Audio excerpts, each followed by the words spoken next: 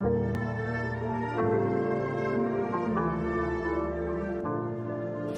Morris, nigga. Got my dog XO with me on the hoe. And you niggas is mad. Still counting, by the way. Getting money off actions that are illegal. Life be a constant action flick, no need a Tarantino. Fitting all dope traces off is the El Camino. Boil a half a finch, apparition incognito. Skill save 400, I overload the digits. Grams in circumference, how the fuck I'm in my feelings. Egyptian cottons, fine pressed silks, exquisite linens. Gold wrapping my diamond, champagne and pretty women. I play the cut like some stitches to an excision. Daily whipping the vintage, that's history in existence. Niggas in bad position, too much fiction, no prediction. I'ma focus on paper, they sitting dreaming and wishing. Told my plug send me more and let me get a continuous. My credit in the green, I never tarnish my dependence. The talk been getting cheaper, but the work remain expensive. Client fighting the sickness, I'm steady staying in business on a hub. And my badges, soothe the nasal passage. Frankie Lyman stashes, no clogging the apparatus. Turkey bag of Bob Marley sitting in the cabinet. Play me stupid in it's Huey Newton actions. Rick Ross, money, Billy D, the hoes love me. Rat Pack, Sammy Davis, Jr., Polo Rugby. Skill meets Quran, this be Malcolm X and Bumpy. Stack the money, keep a hater far from me on the hub. 3-course meals, fettuccine and veal. It's that D-boy feel, trap house, top of the hill. Use a decoy still, we blood, we in the wheel. Asada Shakur, secure still, we in the field. Funnel taking fat as a Cuban. We need soldiers for the movement, so I'm back to recruiting. Who gon' last in this music? Only passion can prove it. Purpose with no purpose, nigga. We just happen to do it. Up you stack a few chips, nigga. We was broke as a bitch, smoke on roaches and clips to owning some shit, the bone of your bitch. Them niggas jive like this, you niggas jive like hit. Only rapping runs since Zaza, you ain't high like this. It's that Malcolm with the pump in his palm. Slash Versace shades from Milan, cause Biggie is gone. Slash free Matula Shakur. Slash Corona Mag Dior. Slash when a pack touched down from the west, it was gone. Lend my badges, soothe the nasal passage. Frankie Lyman stashes, no clogging the apparatus. Turkey bag of Bob Marley sitting in the cabinet. Play me stupid in it's Huey Newton actions. Rick Ross, money, Billy D, the hoes love me. Rat Pack, Sammy Davis, Jr., Polo Rugby. Skill meets Quran, this be Malcolm X and Bumpy. Stack the money, keep a hater far from me on the hub.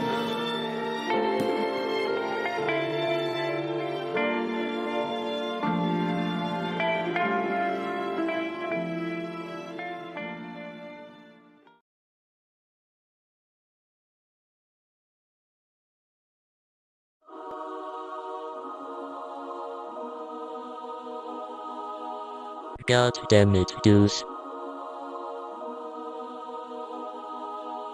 Couldn't get a job, so I started one. Gotta go hard, it's all or none. Newsflash, no guarantee, tomorrow gon' come. I done came a long way, where I fallen from is a place called misery, where happiness hardly comes. City of betrayal, in a town called Bluffington.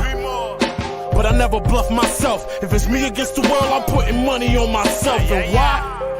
Cause it only makes sense. Don't talk to broke-minded people, it don't make sense. Conversation with Satan, then all I did was sin. Now was conversation with ballers, now all I do is win. Tailor-made suits, meeting with millionaires. Said success is right around the corner, give it a year. But this ain't luck, just dedication and tears. Time to step it up. I got mentally prepared, be careful who got your ear, cause that's who holds your future. Opportunity is presented, you just gotta choose it. We making history now, never stop our movement. We shall overcome, word of Martin Luther. Well, I got a dream too, and I got a team too. Understand what goals in the plan will really bring you. Haters and impersonators, yeah, they be the main two. Never knew what real was, till fate came through.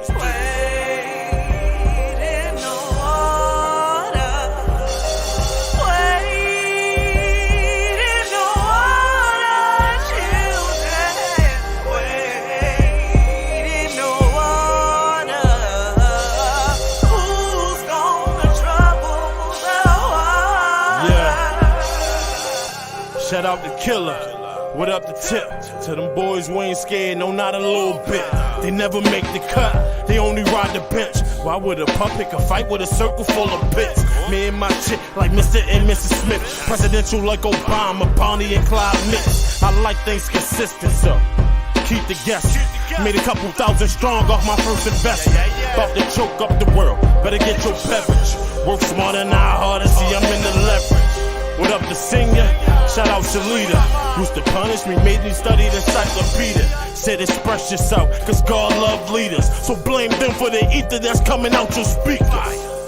From a student to a teacher, I was taught to keep it honest so everything is even. Grown man wants a heathen, gotta walk in my purpose, I'm still here for a reason. Got my sports from my dad, smart from my mom. In a city full of hustlers, I was forced to grind. In a city full of leeches, a remorseful mind will make you miss money, so I ignore the time. First rule, make sure my daughter's fine. My life was like a movie, now recording I'm as due.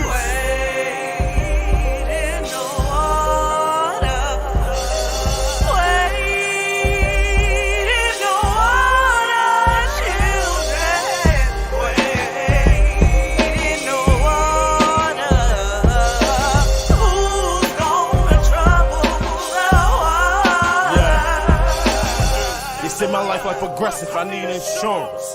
They say my life was digressing, I need endurance. Perfect preparation equals top tier performance.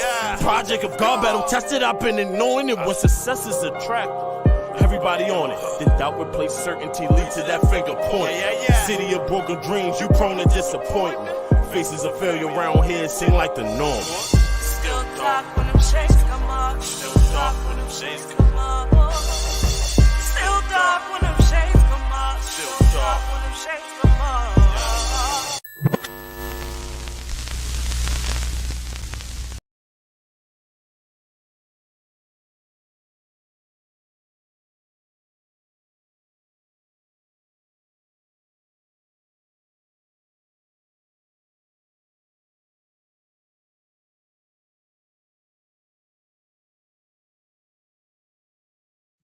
NEMPATHY Show, right here on NEMPATHY Show.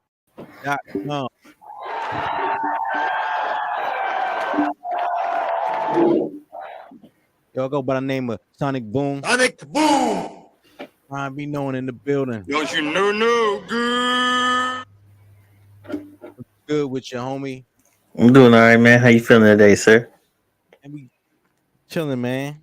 All right. Happy Mother's Day. Yeah, happy Mother's Day. All the single fathers out there, shout out to y'all. Taking care of y'all responsibilities, you know. You got them deadbeat women in your lives that's not contributing, but shout out to y'all for holding it down, because you don't need no woman to raise them kids. That's the Maurice Ball in the building. What up, fellas? How you feeling today, sir? Oh man, I'm cooling. Oh, Cooling. Man. Ain't no NEMPATHY basketball Show. games this weekend, so Mm. it's all good. Yes, sir. Yes, sir. NEMPATHY Show. Let's hop right into it. This is a big episode. Okay, all right. So icebreakers. Like I said, today is Mother's Day. You know, shout out to all the mothers out there. No shade, no hate, man. You know, y'all deserve y'all day, Mm-hmm. right? Okay.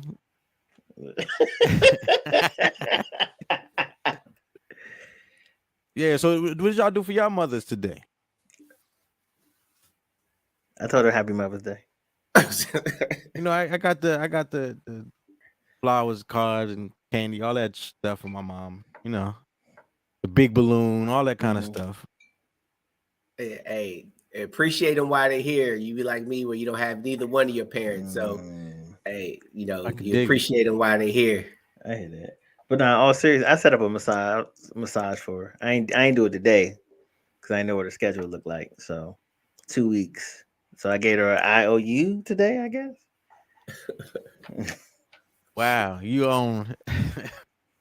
So, like, are you gonna do it or somebody? Right. Yeah, That's yeah. That was gonna be my question. You thought I was gonna pay? No, I ain't paying for that. I got it. I got it.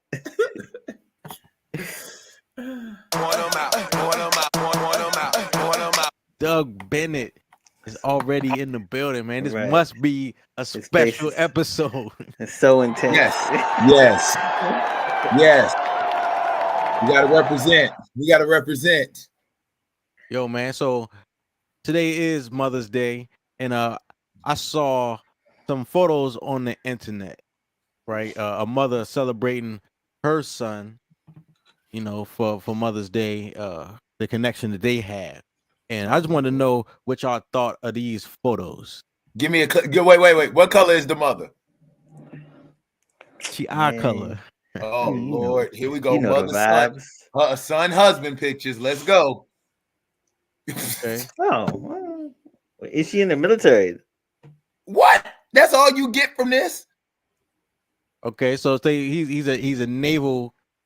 Okay, He's in the Navy, right? And she's Yeah. happy that she has her soldier or her seaman. Wow. All right, you ain't Wow. gotta be I weird. can't. I'm not even. We're not gonna start like that. You ain't gotta be weird. We're not gonna do Wait, that. I don't have to be weird. Me? Yeah, you. Me, not the person taking these pictures. I'm not saying that they're not weird, but you like pouring more weird on you. You know what I'm saying? It's already a blaze. It's already a blaze. You don't need to pour no gasoline on that joint. For real. She loves her season. But these are, I'm sorry, these are some like. Now, how about this top left photo? Pastor, He love his mama. Yeah. Y'all need to stop. He's not Y'all gonna ever get married. For real. Y'all never seen kids and parents do that picture before? Like he'll never get married because she'll be the one that thank you that shuts all that down. Yes. So he would definitely be a His single mom is guy. on his back. She said, "My love for him, you can't measure if you tried. I am a sailor mom with a sailor in the United States Army. Hooah!" Oh, No. Read Read that part again. shit? Yeah, read that part again. I was taking a sip. Yeah, read that part again. Because all I know is one of us on this panel should be offended. That's all I got to say. At least one of us on this panel. At least one of us should be offended. Read that again. Yo, so is somebody was in the Navy here? That's the key word, Boone. Okay. That's the key word. That's all I said is somebody. I ain't gonna call no names. No, somebody hold should up. be offended. I have one more picture that if y'all not convinced, then I don't know what the hell y'all looking at. Oh my God, nah, bro. Nah, bro.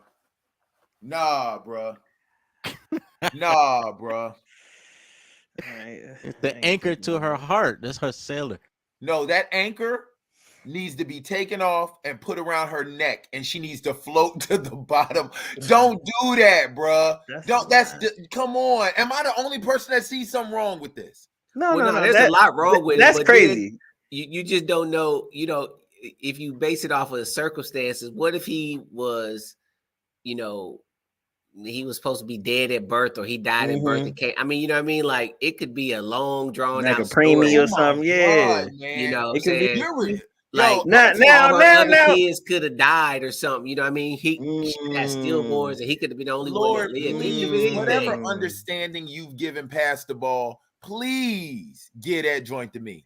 Because the way you can find an angle to sympathize and empathize while we NEMPATHIze, yes. It is amazing. Now the tattoo is crazy. Now the tattoo is a tree. This tattoo is crazy. Yeah, and I think it's crazy because of placement. Like, why would you put that right there? Now, how did she go and show him that though? Yeah, see, I was just about to say that. Son, look at the tattoo. For real, come on. Crazy. I would kill myself if my mom came up to me like on that Janet Jackson album cover. Oh yeah, that Janet Jackson album cover. I kill myself. Now I could tell by the way her outfit fit that she's not military. It's not like the cut just wasn't right. It was too form fit. It's not boxy enough. Yeah, but yeah, that fit too well. You know? That's crazy, man. Like, come on, man. I ain't even got nothing next. I ain't even got nothing next. No, I saw a post. He's never getting married. He might get married because guys like that be getting married. And the mom, I'm gonna be real with you. The mom controls the wife. Any woman worth their salt sees that, better run for the hills, Because I'm telling you right now, either his mother is going to be the reason why they get divorced, or him looking at her and she not doing what his mother does is going to be the reason why they get divorced. Either way it goes, it's going to come back to the mama. Either way it goes. Yeah. If you're a woman and you see that, you better run. And you better. I'll use a military reference. You better PFT in the different direction. You better PFT in a different direction. Come on, man. I can't, bro. Now I saw a post today. A guy was asking, like, he doesn't understand why so many mothers don't want to be with their children on Mother's Day. I'm with you every other day. Like today's my day. You know what? That's a good free gift. If you can't afford nothing for your mom, you do two things. One, clean the house the way she likes it. That's very specific. You have to clean the house the way that she likes it, and then get out. If you do those two things, she'll be solid for the day. Yes, you will. She don't need to see your face till tomorrow evening, not even in the morning, tomorrow evening, whatever y'all Monday evening routine after school and work. That's the next time she needs to see your face. I went by my mother's house today and she looked surprised. I was like, happy mother. She was like, what you doing here? I was like, today is Mother's Day. She was like, I'm your mother even if it's tomorrow. I was like, what? But yes, but okay, all right. Happy to see you too, Mom.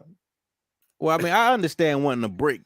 I understand wanting to break from your children, but the children are what makes you a mother. So especially like when they little, I would think. I thought you was about to say the children. Like especially if you want your children to see the importance of this holiday that you feel like it's an important holiday, how are they gonna feel like it's important if you pushing them away? Who made this holiday? Well, if your kids are 40. You didn't have 40 years of Mother Days. You know what I'm saying? Right. So, that's true. So it's not as special after a while. You know, as long as you checking on. And if I talk to you every day, and then today is that special day, it's no different than Valentine's Day. Like I just don't show my wife I love her February 14th. February 14th. You know, I'm about to say, I'm on there early, but my love can't wait 10 more days. Yeah, okay. All right. I see you, Pastor. I'm taking game. Who made Mother's Day a holiday? Like, what's the origin of this? Mothers. Hallmark. Mothers. I don't like Mother's Day anyway. I really and truly don't.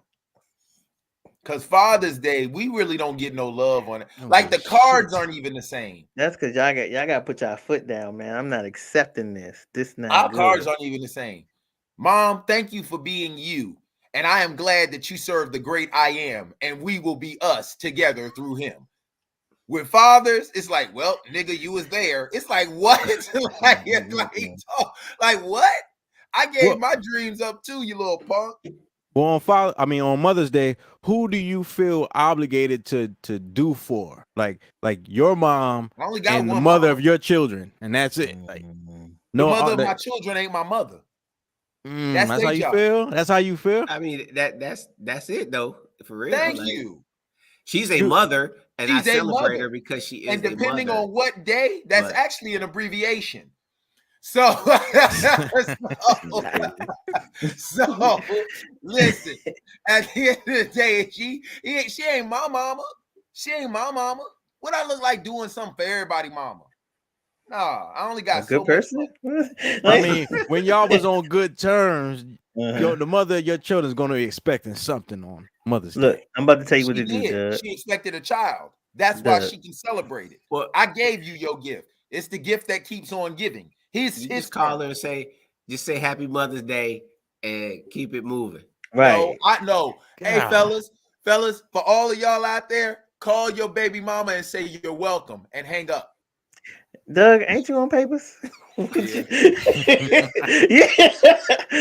That's why, yo. Stop. Hello? You're welcome. Oh, there you go. This nigga's crazy. And then hang up. You're welcome. Yo, so I got a new segment here, right here. It's called "You Can't Make This Stuff Up." In Shout out honor. to the Godfather. In honor. Godfather. You got to play a soundbite for this joint too. You got to make that a soundbite. Yo, well, now check this out. So you can't make this stuff up. To me, means things that we men say about women tend to deny, but then it happens and they can't deny the shit, right? Mm-hmm. Oh, they'll still deny it. So I know y'all heard about this story. WNBA legend Cynthia. How do you pronounce her last name? I'm gonna go with Dyke. Is facing serious allegations from her former players. Okay. The locker room ain't sacred no more. She basically is supposed to be harassing her players in a sexual manner. And she has been quoted as saying to one of her players, no, she'll be all right. She just needs some dick. That's all. She reportedly said of a player dealing with depression. She would go on to allegedly describe said player as a sorry ass virgin. She also said to another player, "You got a fat ass. I can tell you like to ride some dick." Yeah. What? Nah, that's kind of far-fetched. And then wet, she reportedly said back in 2010, 2011, after making a shot before motioning to a player and saying, "I bet that's what name redacted was last night." Sound like some teenage shit guys would say. Yeah. That's kind of that's crucial. I'm just thinking, yo. That's I don't listen. I don't know Cynthia Cooper. Go ahead, What? I don't know. Like, come on, man. It's to a point now where I don't know, man. It's hardcore, man. I mean, you almost got to walk around with a stenographer now. You really and truly do. You got to walk around with a stenographer now. It's locker room talk, though. You know what I mean? Like, and she said it, and now it's probably offensive because you figure none of these movements were going on back then.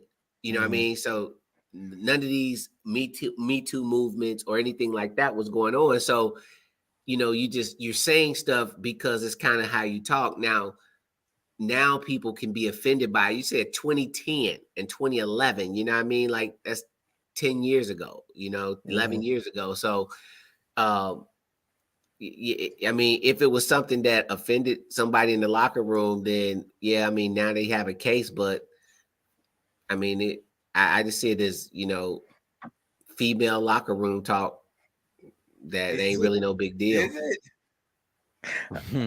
I just wanted to point out that women objectify women as well. Oh, for sure. Oh, definitely. The first thing, like I'm serious. Women, real talk can be very, very vicious and mean. They really can to each other. They really can. Men, we're used to it. But with women, they can be very vicious to each other. And the first thing they like to hit on is usually something sexually oriented. It's usually something sexually oriented. And they can be vicious, bro. I'm serious. My thing is there such a thing as statute of limitations, though? Yeah. It's just niggas not doing the right things to avoid this. They're doing the wrong crimes to avoid. No limits on them. Yeah. Because this stuff, man, I'm for real, boy. But they just said allegations. They didn't say specifically that she would be brought up on charges. So it could just be like a defamation type thing. Like everybody knows that you're a wild character. Your pause says women are vindictive and petty. He gets no disagreement from me there. Not all women. I can say that. There you go. Shout out to Pastor. Not all. Right? The one married dude on here, he be killing me, man. We're gonna talk about those types of statements. He find the 1 4-leaf clover and act like it grow like dandelions. Somewhere, right? He find the 1 4-leaf clover and everybody like, come on, man. It's your circle. That's all that is. Oh. Woo! That's a word right there, Pastor. I happen to be surrounded by.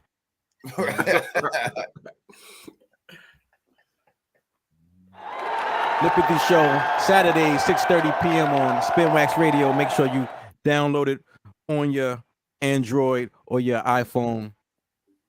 Listen to us on Spinwax Radio, the audio version on Saturdays, 6:30 p.m., man.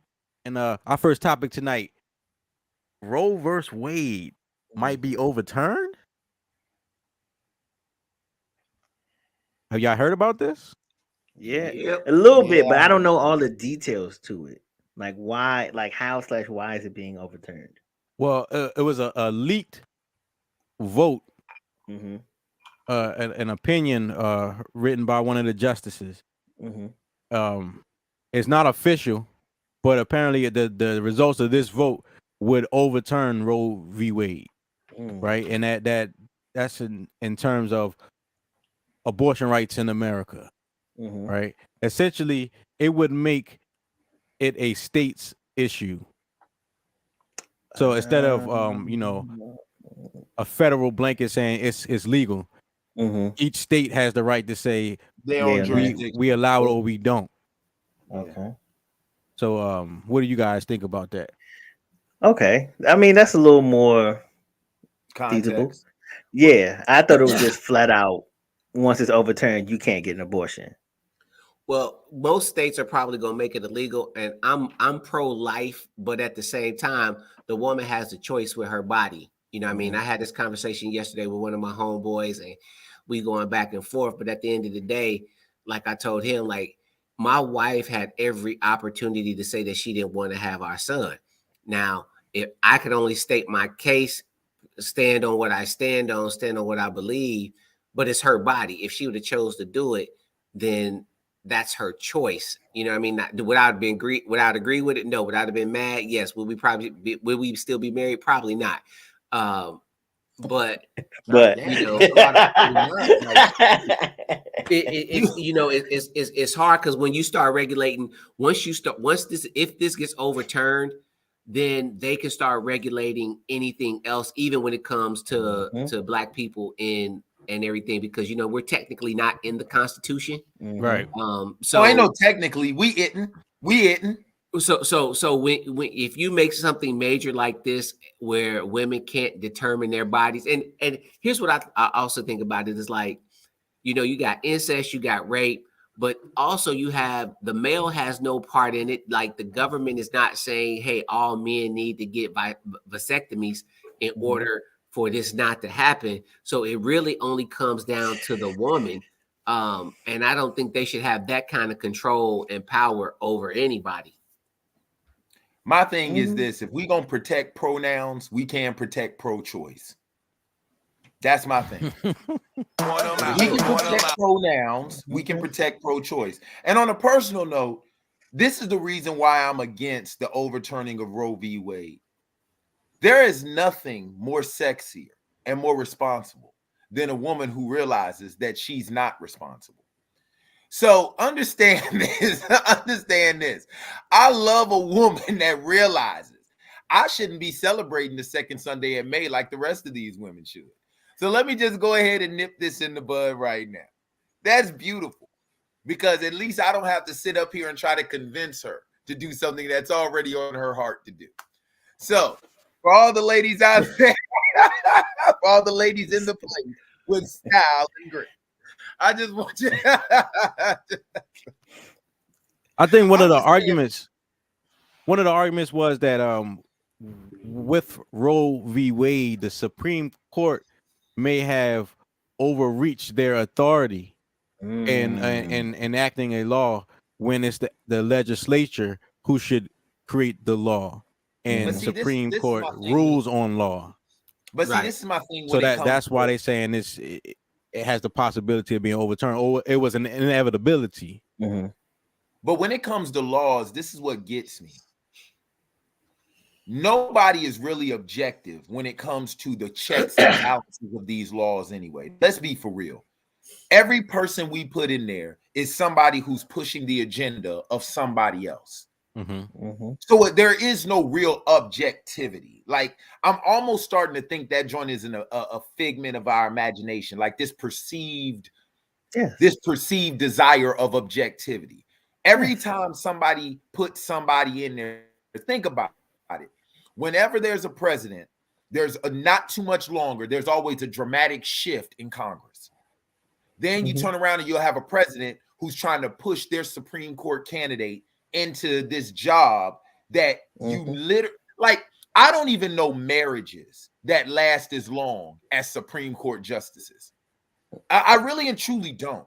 And to sit up here and think that there's some sort of objectivity when it comes to these laws who, like Maurice said, don't include us anyway. I'm sorry. I just think we need to start running America by committee. We just need to start running that joint by committee. For real. It is. That's what the government is. We just pick the committee. I'm talking it's about a committee. Nah, bro. Because I'm to the point now. I used to be one of those people where I'd be like, I would literally and truly, and I ain't even gonna front, I would come down on black people that didn't vote. Now,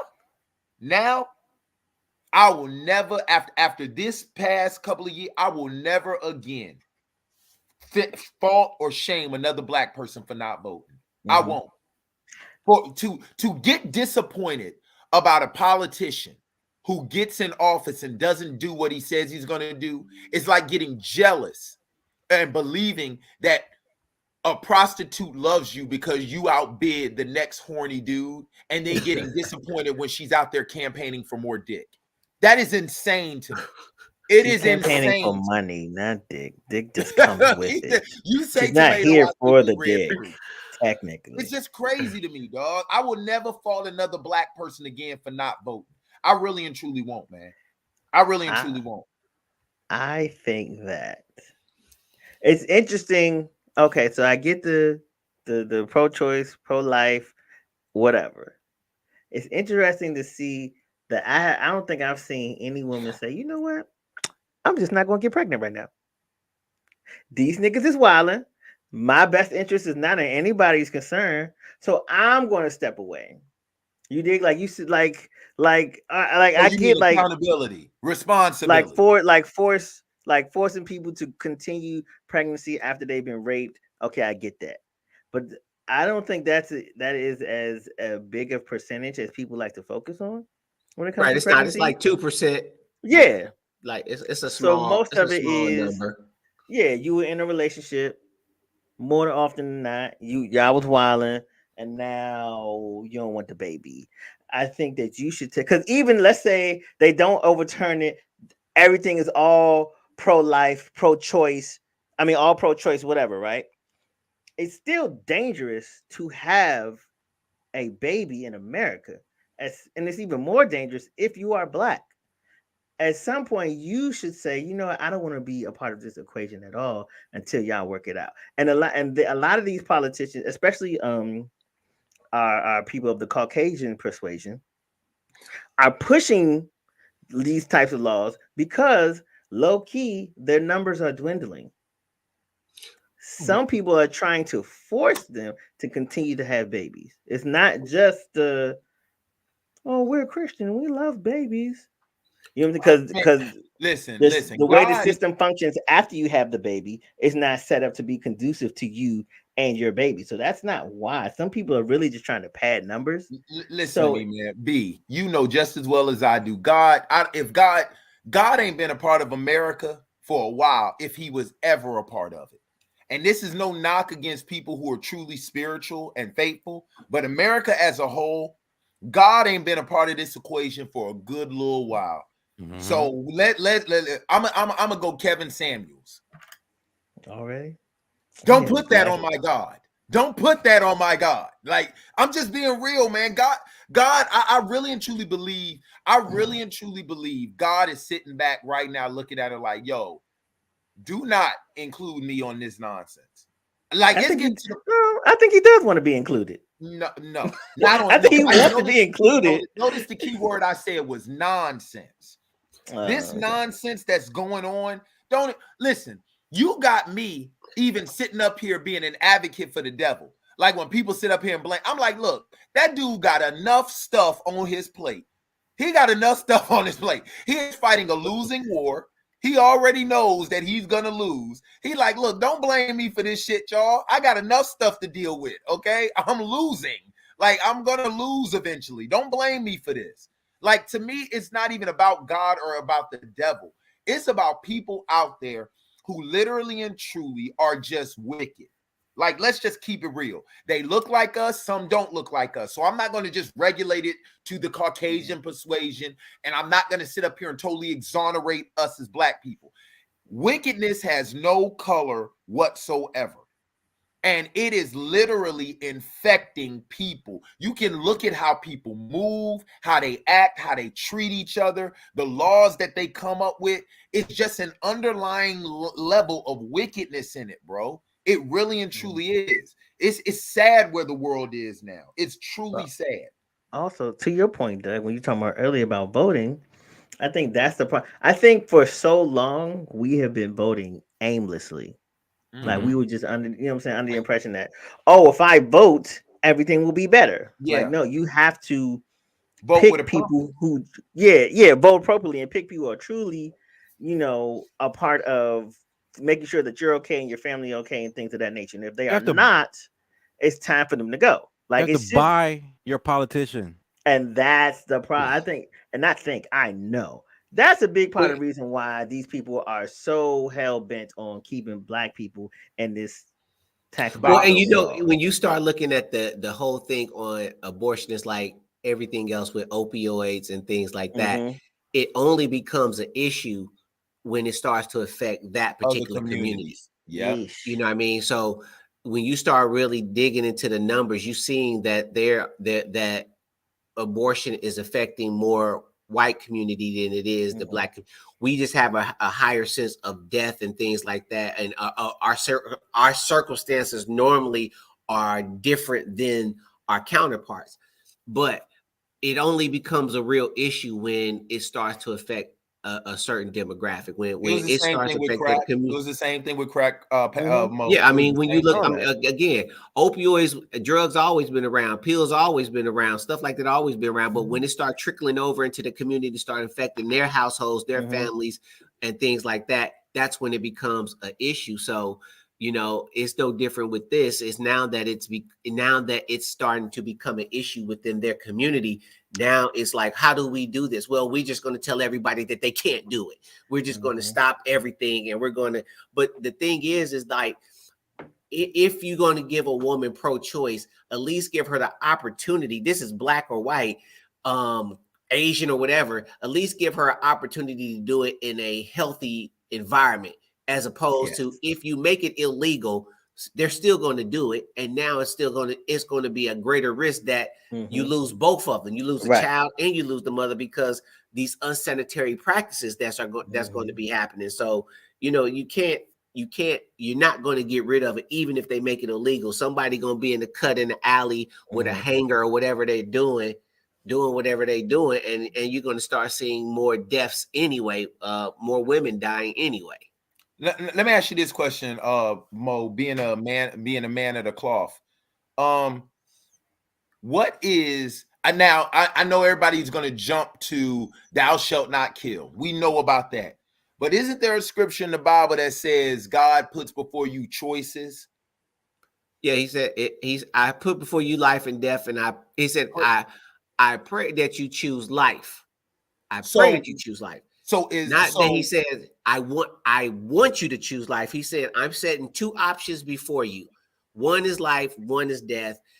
Now some stuff is going to be obvious, you know, as the choice. And then some things are going to be more, you have to really start to sit and decipher the two. But yeah. So what would you say God is? God is going to be, he's always going to be pro-life. Even given a choice though? I'm just asking because I'm saying, you know, people try to finagle the word. I'm asking. Well, I'm saying that if you're putting God on the stand and you saying, should this person have a child? I believe God's answer is always going to be, I'm for life. I'm always for life, regardless of the circumstances or the situation. Even it being in a bad situation, I think he's for life. You know what I mean? Like, I don't see him saying no, like, oh, no, not that one. I think he's for life, but you know, but it's no different than having free will. You know what I mean? Like, I have a free will. Like, I can do whatever I choose to do. Right. I was gonna say, but to Morrissey's point, I think that, and to Doug's point, the choices need to change she's pregnant. Like, what is leading up to she's pregnant? Like, we need to work on that point. If we fix that portion, abortion will never be an issue. But you know how to fix that? No. But be knowing, you know how to fix that? It's a little word called accountability. Yes. Hold on. Well, not hold on. Yes, you are right. But it takes two people to create one pregnancy. And I don't disagree, but yet one person gets all the blame. Yes. Yeah, even more reason for the person who gets all the blame to be more accountable. Oh, you're on the hook. Stop it. You on the hook, you're speaking with the assumption that the man don't want the child. And thank you. And you're and you're also speaking and you're also speaking under the assumption that the woman is doing everything she can and she's being usurped by an irresponsible man. Because in the words of the Godfather, most men do not have sex with the purpose of procreation. We have sex with the purpose of pleasure. And as a result, if procreation happens, then we deal with it when it comes. But a lot of men are not out here laying pipe under the impression of, let me establish my legacy. Let me spread my seed. We're not doing that. Right. Men have sex out of pleasure. Which is why you should be more careful. Because this is not what you want. This was never your intent. Okay. And what happens when it is? Congratulations. Yeah, for sure. You know what I'm saying? If that's what you want, congratulations. Let's do this baby reveal party and call it a day. Yeah, until she changes her mind. Because she has children. I really believe when it comes to this Roe versus Wade thing, it is a very, very fine line. And I believe that and this is the reason why I agree with you, there needs to be an accountability on both sides. If we are going to go down this road, we need to understand that there is a strong possibility that this may happen. If it happens, how are we going to handle it? That's the reason why me personally, and y'all got on me last week, but so now I'm bossed up because I already know what his answer gonna be. So Reverend, get your oil out and virtually put it on these jokers. Because I specifically said last week, this is the reason why men need to stop focusing on sex so much. These jokers muted my microphone. All of a sudden, I ain't control your microphone. I got cut off every single time, man. I was like, yo, I had gotten to a point where I honestly saw the light and I said, look, we need to stop focusing on sex so much. Because I'm pretty sure I was the one who shined the light in your face. So it couldn't have been me. It couldn't have been me. But that comes with age, maturity, and experience. Yes. The hope is that you don't make life-altering mistakes in that process. Because I ain't even gonna lie to you. I see bad women every single day. But now it's to a point now where I'll be like, man. Yeah, they bad, but they bad for like fried chicken be looking bomb. I'm like, yo, man, what's wrong with you? Man, that fried chicken, especially in the commercial, the chicken be crispy. Yes, I tell a woman in a heartbeat, you shouldn't be that fine and that single. You fine and single? Nah, I'm good. Something wrong. And it will kill you, it will. Nigga. Listen to me, fellas. Listen, if she is over the age of 35, and she fine and she's single, run. Because everything that glitter ain't gold, baby. All right. Let me shout out some of the people that's checking in. You got Black Hands and That Boy Big checking in on IG. What up, fam? Yo, Jody Skywalker checking in, man. The homie checking in. What up? You got the link. I was Yo, gonna say, in all seriousness though, Polar Knights on Twitch. he Keep said that talking every about time. our beards, man. They said that every time. What Yeah, up? we got to get some type of some beard oil endorsements or something like Yeah, that. come through and cut the crew. If it's like that, Beard endorsements. like beard oil. Yeah. Beard oil. In all seriousness though, Beard oil. all my Nigga, fellas you don't at never home. use. He ain't got no facial. All my fellas at home, man. In all seriousness though, I really feel like this is a bad time to be getting women pregnant. Because I was talking to my best friend about this the other day. Something in the air feels like some people want to intentionally be pregnant to use that to fight this anti-abortion thing, and you may get caught up in the crosshair. So, fellas, be careful and protect yourselves, man. Shout out to Miss Aphrodite, just checked in. Cuzzo. Yeah, you know, abortion, it's just a very touchy subject. Women always want to know our opinion until we disagree with them on this topic. That's why. That's a bar. Women want to know our opinion until we disagree with them. That's a bar. And that's why a lot of men don't speak on it. Because I saw women talking about saying that men are pretty much quiet about this, and it's like we can't win. Like there's no win for us, so we just you told us that men have no business. Y'all shit, right? In the same conversation, you said, boom, there you go. Men should not dictate women's bodies. It's weird and sickening, but you get to dictate men's bodies once the baby's here. Separate conversation for a separate day. But I mean, you know, that's why I said, fellas, just stay out of it, man. I think that they need a man. I mean, you know, they need the voices. You know what I'm saying? Like, I get it. You kind of in a catch-22. You damned if you do and you damned if you don't kind of thing.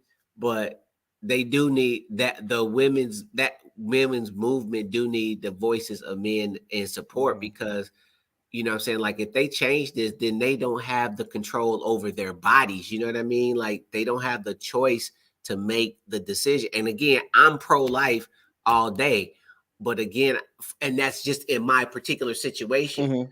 I can't talk, you know, I can talk to you. I can try to, you know, get you to see that you should have it or whatever.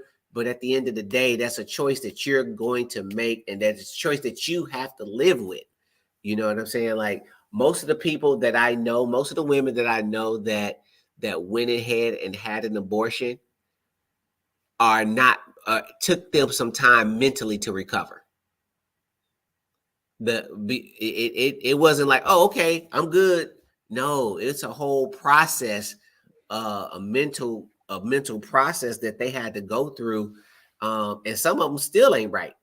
Oh yeah, yeah. My whole thing is, I tell people this, whatever, because I'm not a proponent on telling people what to do. What I do tell people is this: whatever decision you make, be able to live with both the good and bad that come from that joint. That's all I tell people. Whatever decision you want to make, you want to be a super thug, be a super thug. But don't turn around and be a Tekashi 6ix9ine when it all falls down. Take it and go with it. Like that's my whole thing. Take it and go with it. I tell people in a heartbeat, do not call me for a crime. I'm telling. My album will be produced by Puff, Jazzy Faye, Any D. I'm serious. I'm singing. Ooh, that the very first time that I saw her gun, he gave it to that nigga and then he run.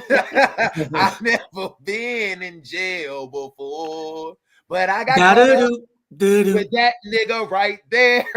They're serious. I'm singing, dog. I'm for real, man. Yo, Doug, you gotta be able to live with whatever decision. But I think but I believe going back to the accountability thing, we don't.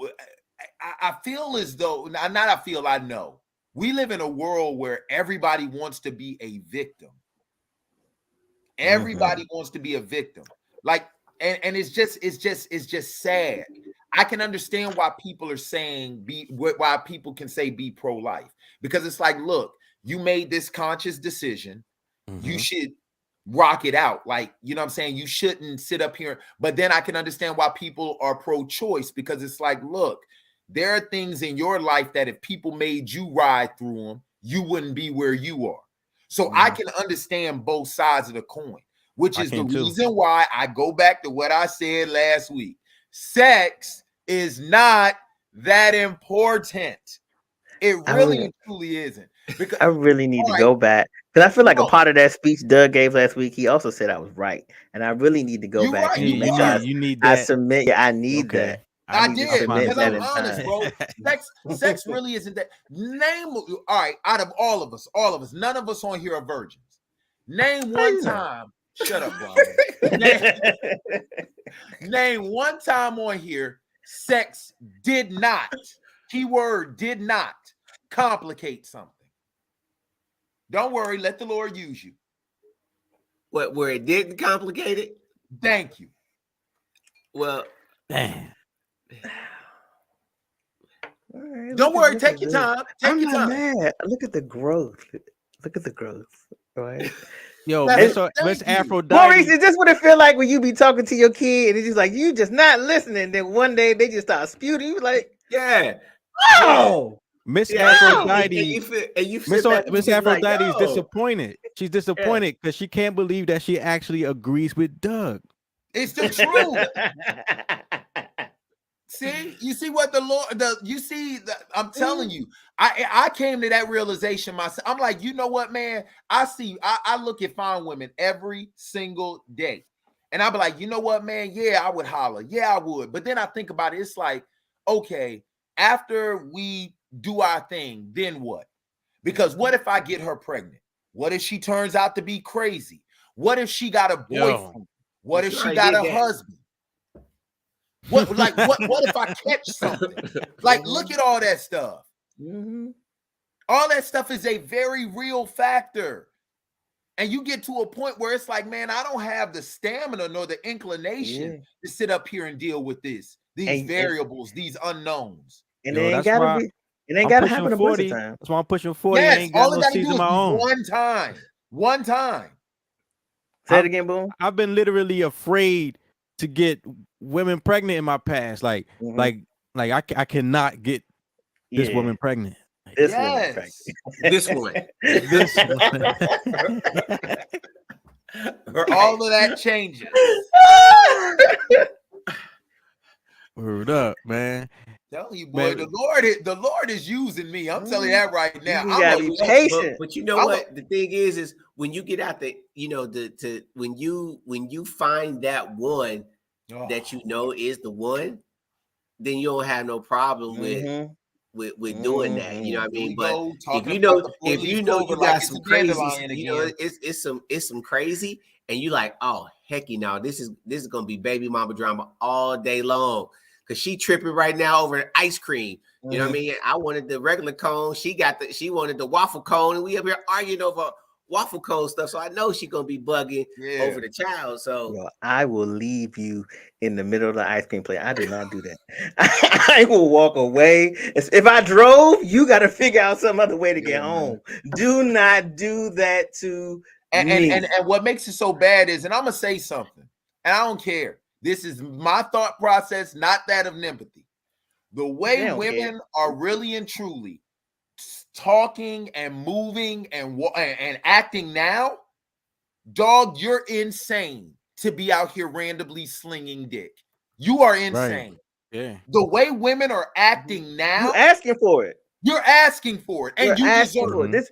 You want to be a part of it. Congratulations, Brian B. Knowing. What do I say? I'm not anti-feminist, but I am what? Pro-ho. Pro-ho. And if you deal with a woman who is a hoe, you deserve everything that comes along with it. You deserve her attitude. You deserve the court.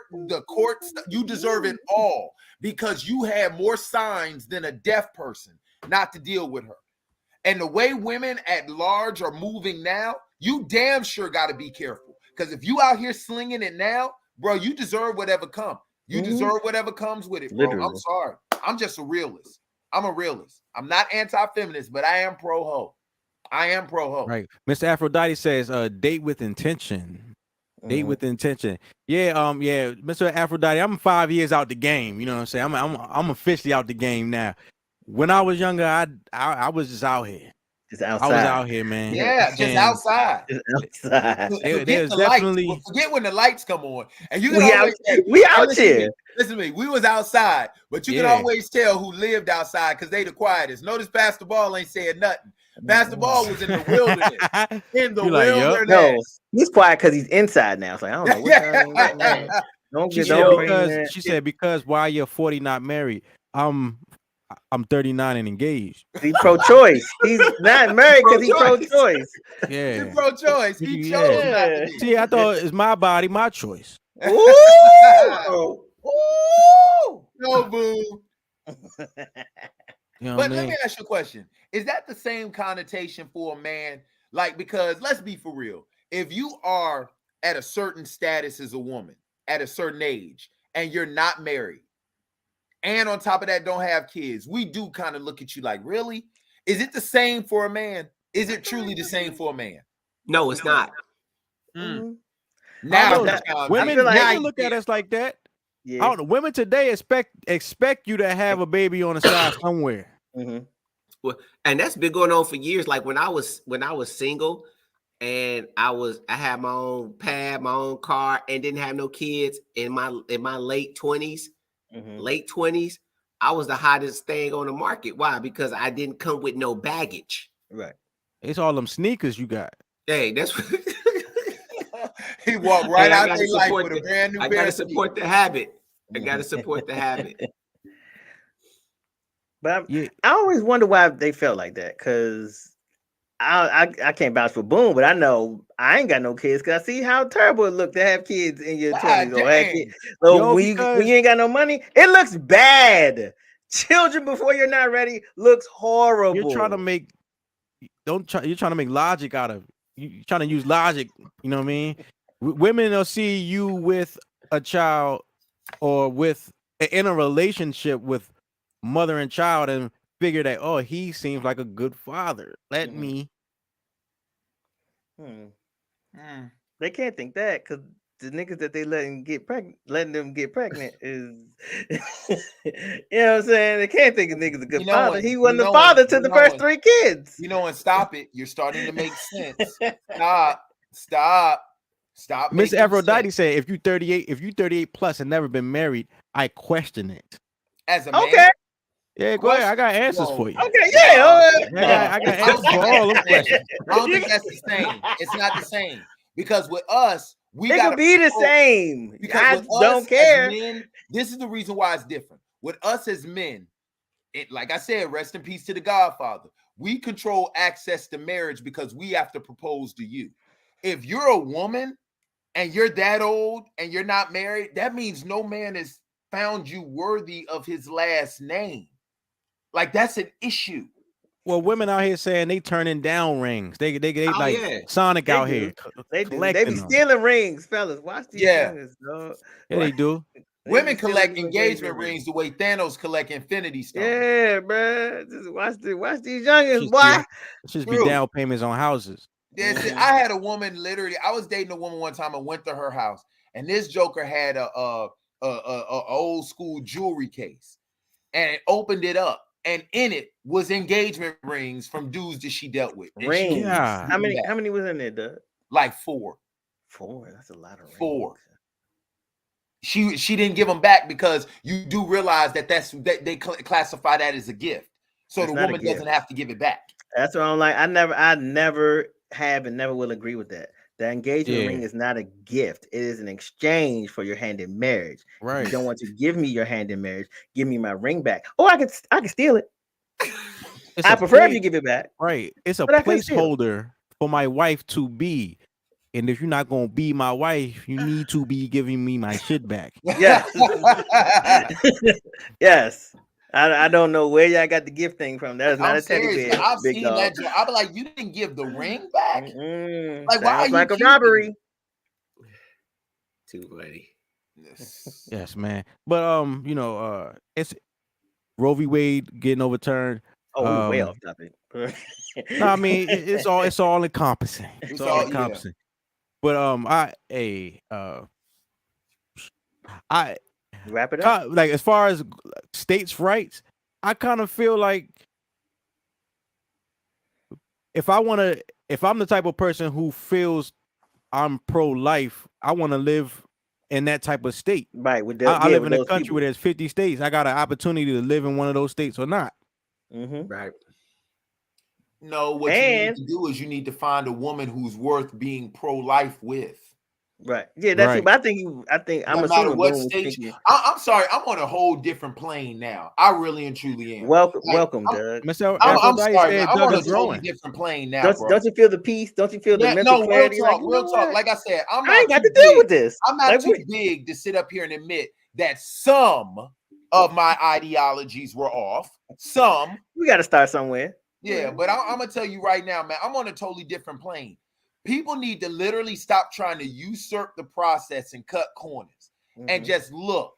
Find you somebody whose shit you can deal with. If you can't, then do not invest in this individual that's going to give you a lifetime commitment with somebody who is a momentary person. Stop making lifetime commitments with people who are momentary individuals. Word. And then sitting up here bitching about how this person fucked your life up. There are three types of people in this world, fellas. People people for a reason, people for a season, and people for a lifetime. And the problem with a lot of our lives, and the reason why our lives are where they are, and this is me included, is because we mix up seasonal people with reason people, and we mix lifetime people up with reason people. And we keep people longer than what. Listen, if you want to know what happens when you keep something longer than what it's supposed to, go to the scripture where manna fell from heaven while the children of Israel were in the wilderness. And the main thing God said is take only what you need, which means take only for this reason or this season. Because if you take more than what you take, it is going to stink and it's going to mess up everything else in your pantry. And a lot of us men out here are taking season and reason people and giving them lifetime expectations and then wondering why our lives are fucked up. I'm telling you, as somebody who has gone through it, this is not even trying to be funny. This is being real. That's real shit. Roe versus Wade shit wouldn't even be an issue if you were with somebody who you could rock with for your life. This Roe versus Wade shit wouldn't even be an issue because the woman you with would have no problem bringing another child into this world because you two are together, and together y'all will raise a healthy child. No doubt, no doubt. Come on, you know how they say, we gotta start being responsible. God damn. You know how they say, don't bring sand to the beach. Sometimes you need to leave the sand at the beach too. Shit. You know what I'm saying? I done brought sand home from the beach before, and everything. You ever had sand all in your boxes? It's hard to get rid of. Sand, it's everywhere. I'm still trying to vacuum that shit out. For real. And you got to stay in the shower even longer to get that joint off, bro. You don't even know where this sand came from. Yeah, like I got sand in there. He's like, damn.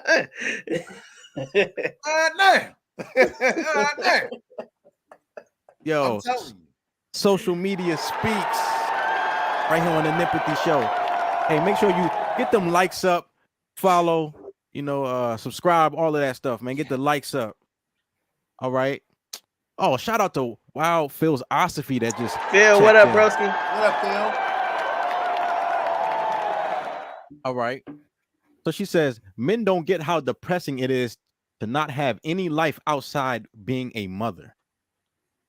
You're right. We don't. We have no idea. That wasn't even revelatory. Right. But also to that point, how many times do you say as a woman, I don't want nobody to watch my kids. I don't want to go here. I want to be with my kids all the time. You know what I'm saying? Like now some of y'all are trapped in situations, but sometimes like, all right, your man was like, all right, we getting us a babysitter. Let's take a vacation. I don't want to leave the kid. Man, forget them kids. I'm telling you from a parent, when you have kids, you got to have people in your circle that have kids your kids' age. Yeah. And when we love our son dearly, but there was times where it was like we dropping him off over his godparents' house, or we going we putting him up, we going over here, we dropping him off. You know what I'm saying? Like, because you still all you see is Isaiah at the window while they driving off. Oh no, that joke is like, all right, cool, peace. You know what I'm saying? Right. But you know, it helps when you have people that you can trust in your village.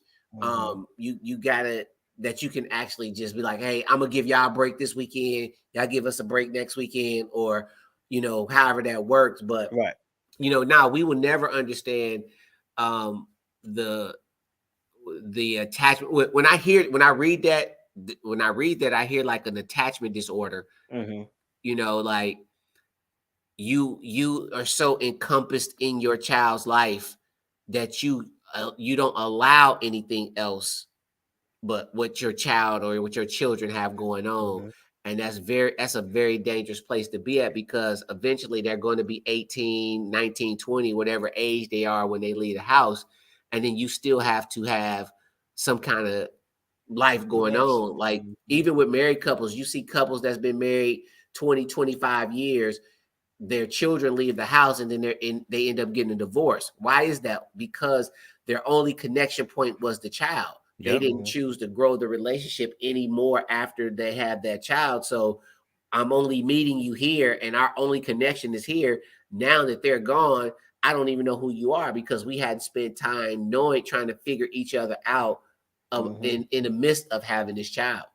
You've been making that clicking noise with her throat for 25 years. You know what I'm saying? I'm ready to get rid of her.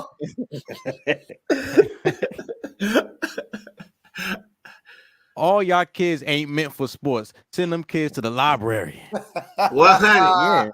Yeah. 100. Yo, that's some real shit, because I'm out there with little man doing the football thing. You know, 3 days a week practice, games on Saturdays, and some of them kids need to read a book. Yeah, they terrible. But they do come to a level, like my son plays travel basketball, and everybody in their kids good. Like the level that he's playing at, like now at this age. This age. Yeah. But my homeboy, if you pull up my homeboy son, Lennon, that joker is in first grade, and he on a national team. He's national, and he eating. They winning championships. But I get it. Yeah, I think some of these kids, happens. That's what happens when your father gets a message through a burning bush. Your child will play basketball. Nothing like come on, man. First grade, busting people. Oh yeah, let me see what y'all can pull him up and check him out. He a beast too. When I'm out there at practice, I'm just surprised how more advanced they are than we were when we were playing Pop Warner football. Like their uniforms, they got extra training. You know, all the equipment that they got. It's like it's just real. It's just different. And they get so much more access to the training and such at a younger age. By the time they're 8, 9 years old, some of these kids have been playing for a long time already. Right. For sure. I think also generationally, I think we realized like how bad it was for us. Like, man, I ain't about to do this again. You know what I'm saying? Especially if it ain't nothing but some money, I'll spend the money. You know, to get the better uniforms or get the training or do whatever. Back then, our parents didn't have it. You know what I'm saying? That's why a lot of our parents, especially a lot of our dads, are like handyman. It's not because he's a handyman, because he couldn't afford to pay anybody else to come fix it. He had to figure it out, or we just got to use the bathroom at the gas station. Well, I mean, now they got Under Armour. We was wearing our mama's pantyhose. We wearing underclothes, nigga. We was under our football pants. Yeah. Well, you know, the thing is that it's a multi-billion-dollar industry, youth sports. And my wife and I was just talking about trying to create somewhere we are like a sports facility. And we just talking about that now because we know it's money in it. And I just look at kids that train where my son trains. My man, he starts off at, you know, when you can dribble a ball all the way up to high school. And you talking about the training, and like you said, they have more access. Not that we didn't have access. It wasn't really available like that. You had to be rich right to be to have a personal trainer. I mean, I graduated high school in '92. I graduated in '92. So if you had a trainer in '88 to '92, you had big money. Yeah, because it wasn't available. Now everybody's a trainer. You know what I'm saying? Yeah. Right. The cat that just left just got off the team. He's a trainer. Everybody's training, and there's money in it. I tell my son all the time. Every time you step foot in the gym, it costs. Yeah. Right. Yeah. If you might have had a drug dealer take you under his wing and shit like. Yeah. Oh yeah. Like that he got game. That he got game stuff was for real, where you had somebody who either you were rich, or you was just so head and shoulder. Like jokers knew you was gonna make it, so they tried to hitch themselves to your wagon, man. It happened with Chris Webber. Man, I'm positive Stephon Marbury and Sebastian Telfair and people like that ran into people like that in Brooklyn. I'm positive. I'm positive about that. Every athlete. Yeah. A lot of women complain that all men cheat, but on Murray, 80% of men are not the father.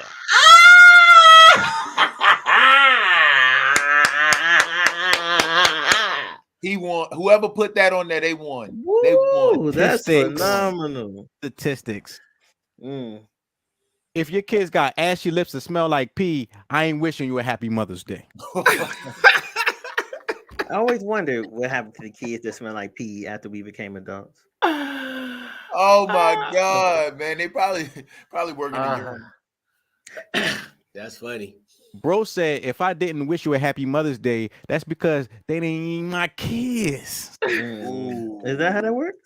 Yeah, now that's a touch one right Wow. there. Wow. If you are with a woman who has children and you do not have children by this woman, do you feel obligated to get her something for Mother's Day? Not obligated, no. Obligated, like shit ain't gonna go right if you don't do it. I would say, yeah, that's what I was about to say. Is it worth drawing this line in the sand? Yes.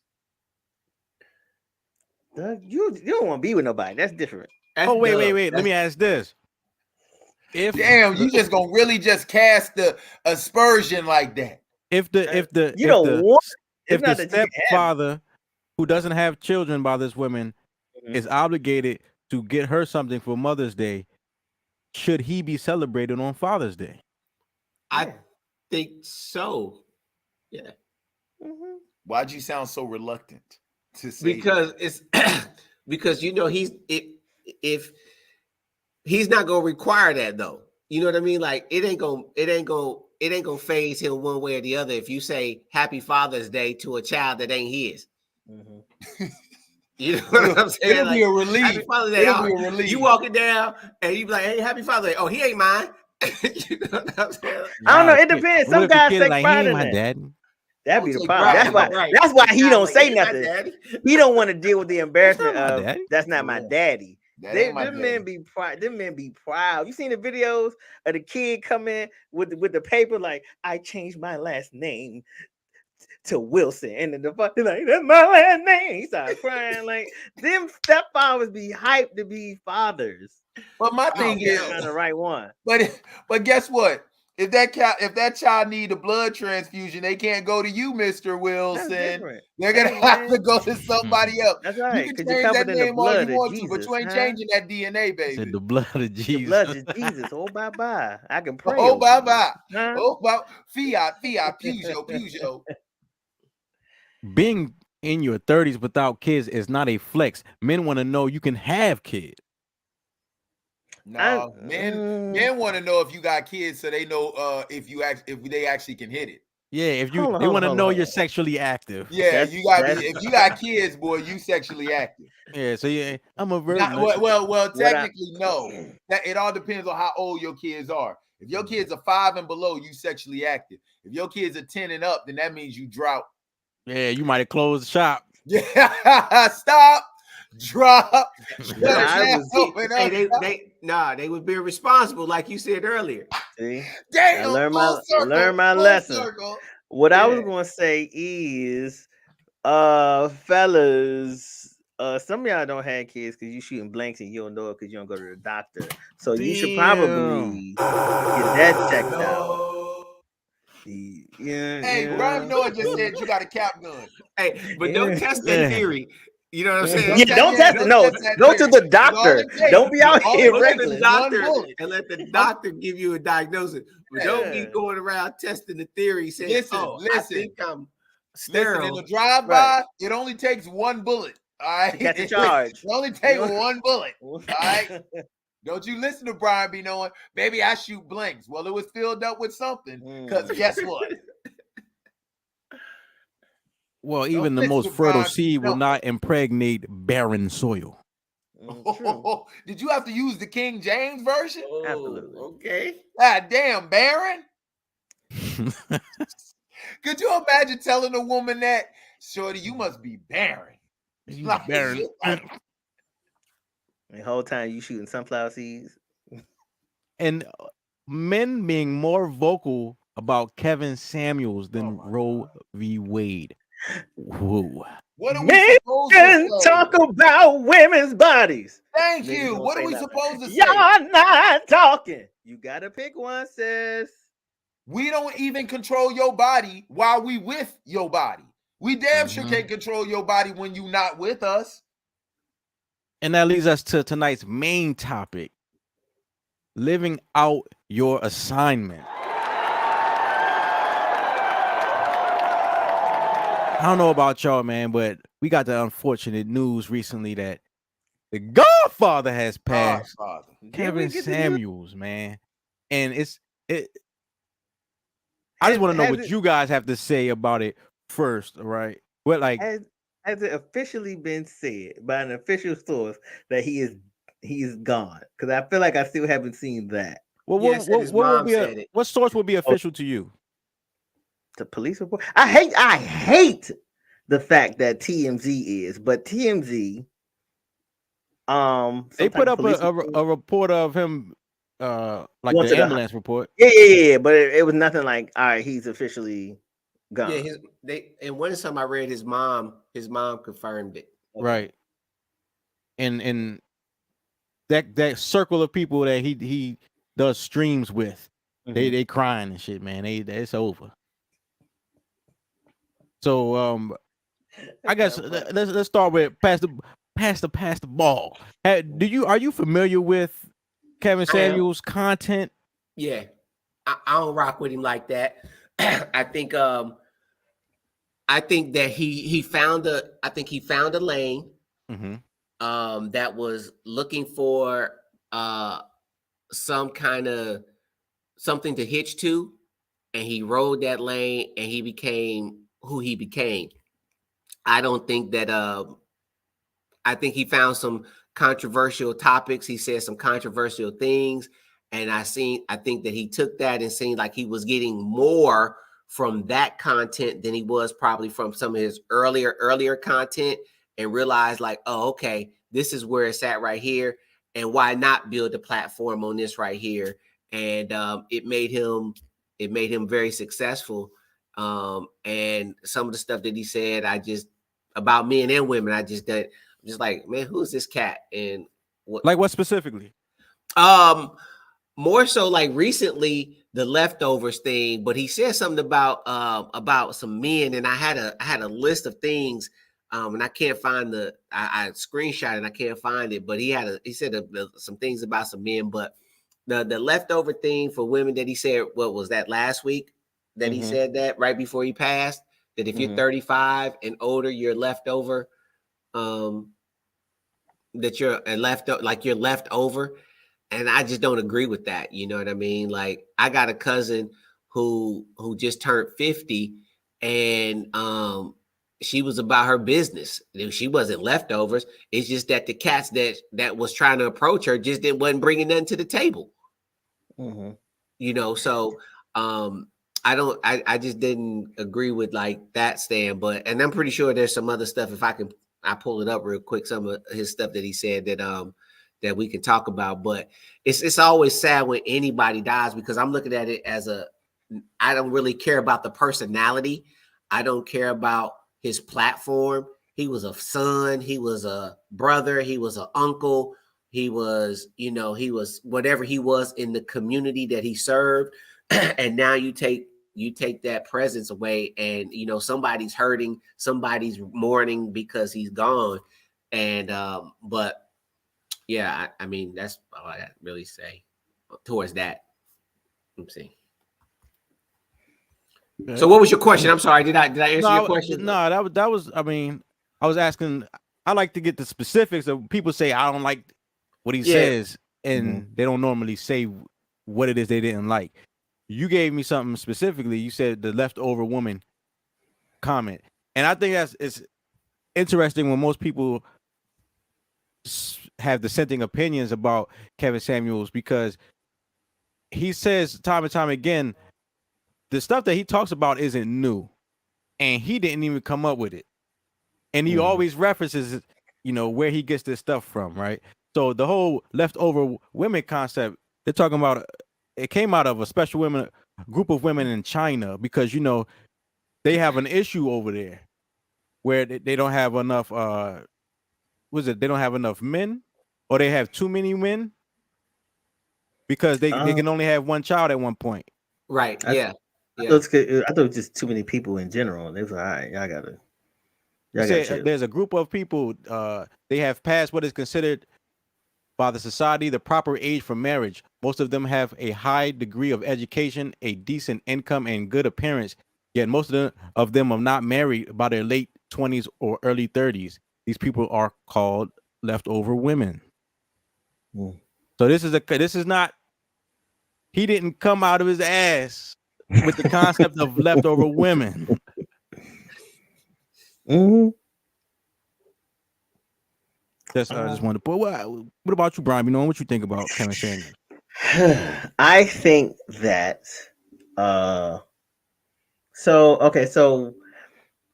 I think so. Like one of the first of all, I've seen Kevin Samuels like maybe like 2 years, 2.5 years before he really went viral. He was doing reviews for colognes. So that's when I first seen him, and then I hadn't really seen anything from him. And then he did one of the infamous videos when he was talking to the woman. He said, "Rate your skill from a scale of 1 to 10. You can't use 7." And like, you know what I'm saying? And like a lot of women felt like he went in on her.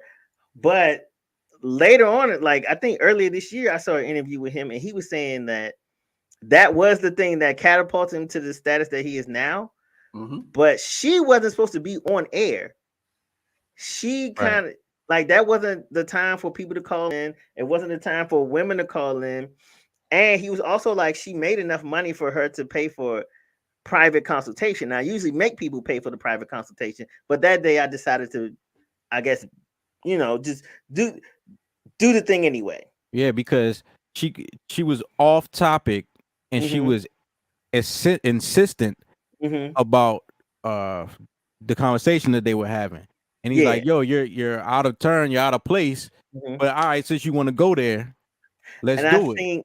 And I think that is a part of the reason why a lot of women don't like him, is the fact that, because if you watch his stuff, usually he starts off pretty tame or pretty even, is trying to like have a decent conversation.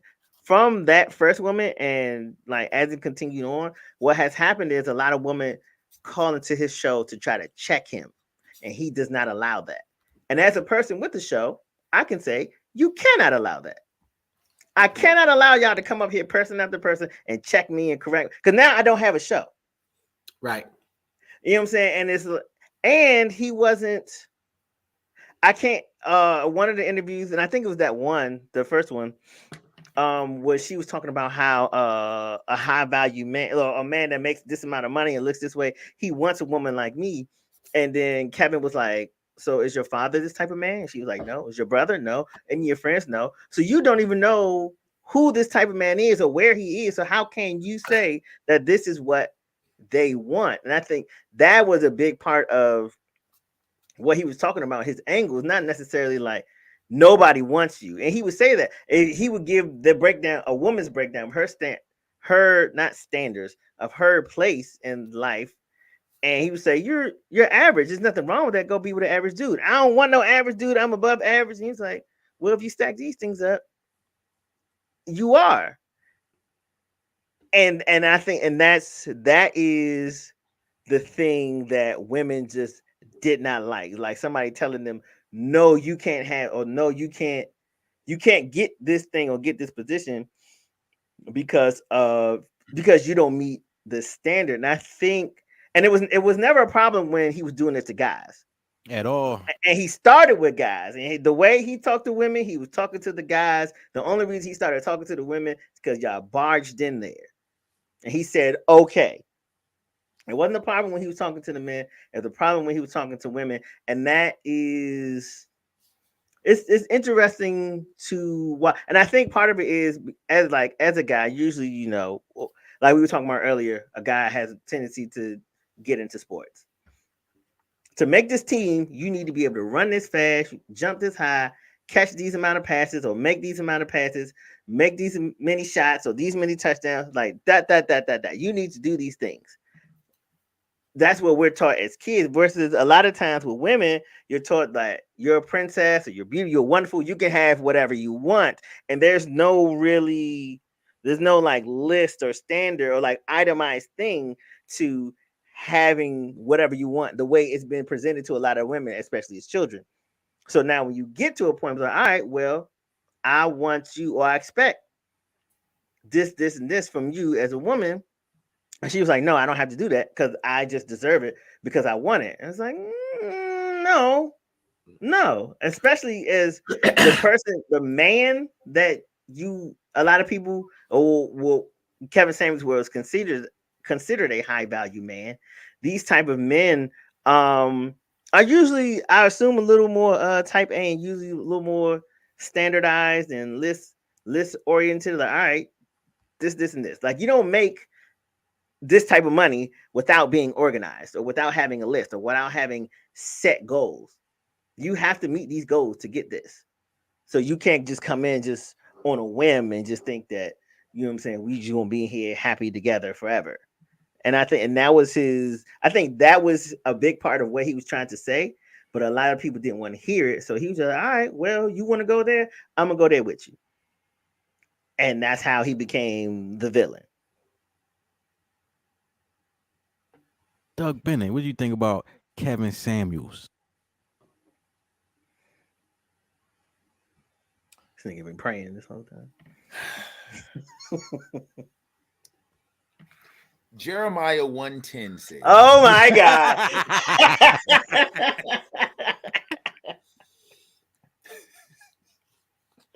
See, I have this day set thee over the nations and over the kingdoms, to root out, to pull down, and to destroy, and to throw down, to build, and to plant.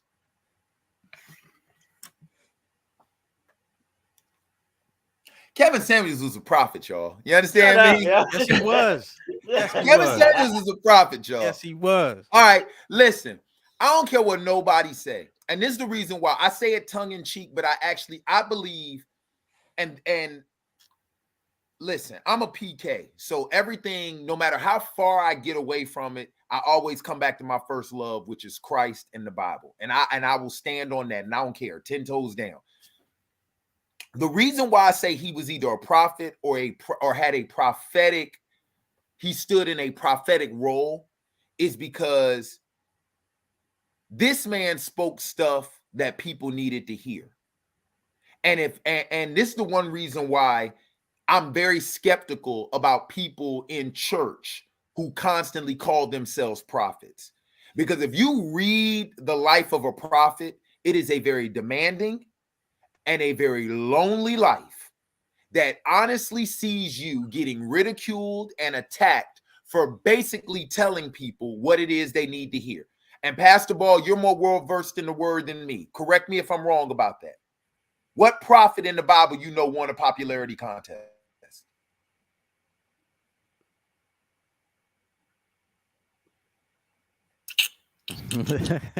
None. None that I know of. None.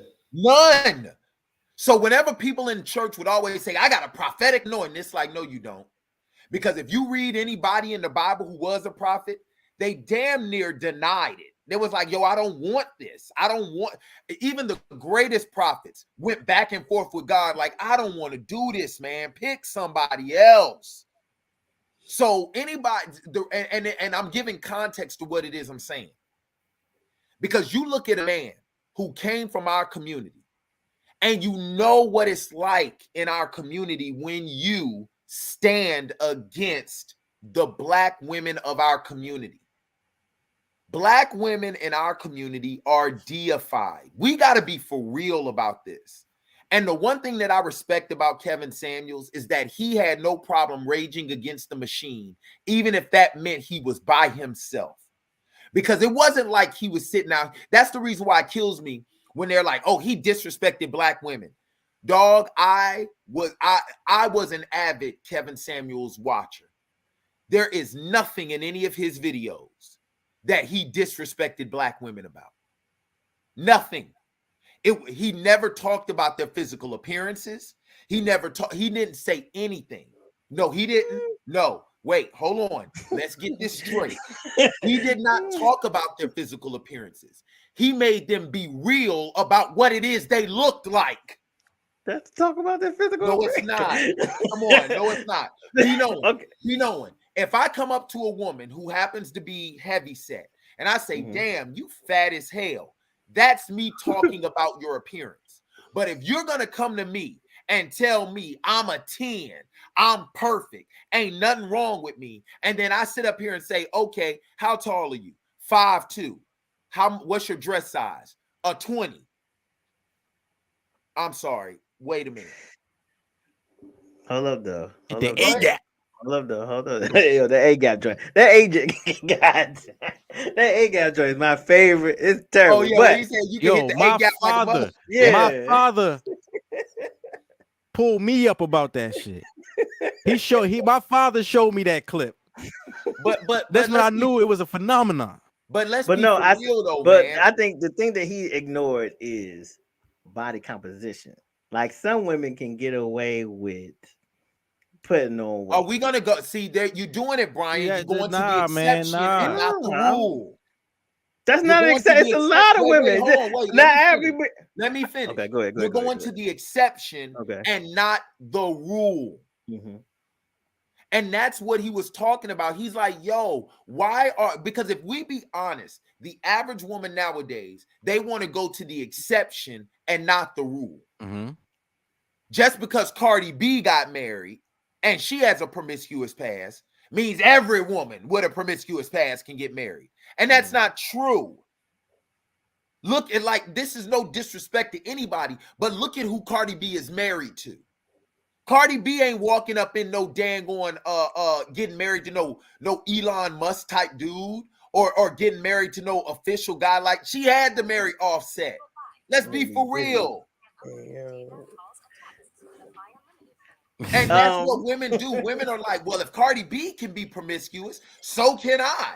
And it can get married too. It's like, no, it don't work like that.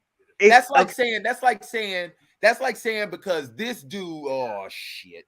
That's like saying because this dude got away with murder, I can get away with murder too. No. Yes, no. That is true. You have a smaller percentage of getting away with it, and I think that was part of his point too. Like, yeah, technically, I'm sure somebody would, but moreover, that's what it probably won't happen. And what he was bringing a light to was he was finally bringing a light to honestly the stuff that men, especially men in our community, we have been talking about for decades. We have been talking about the disrespect.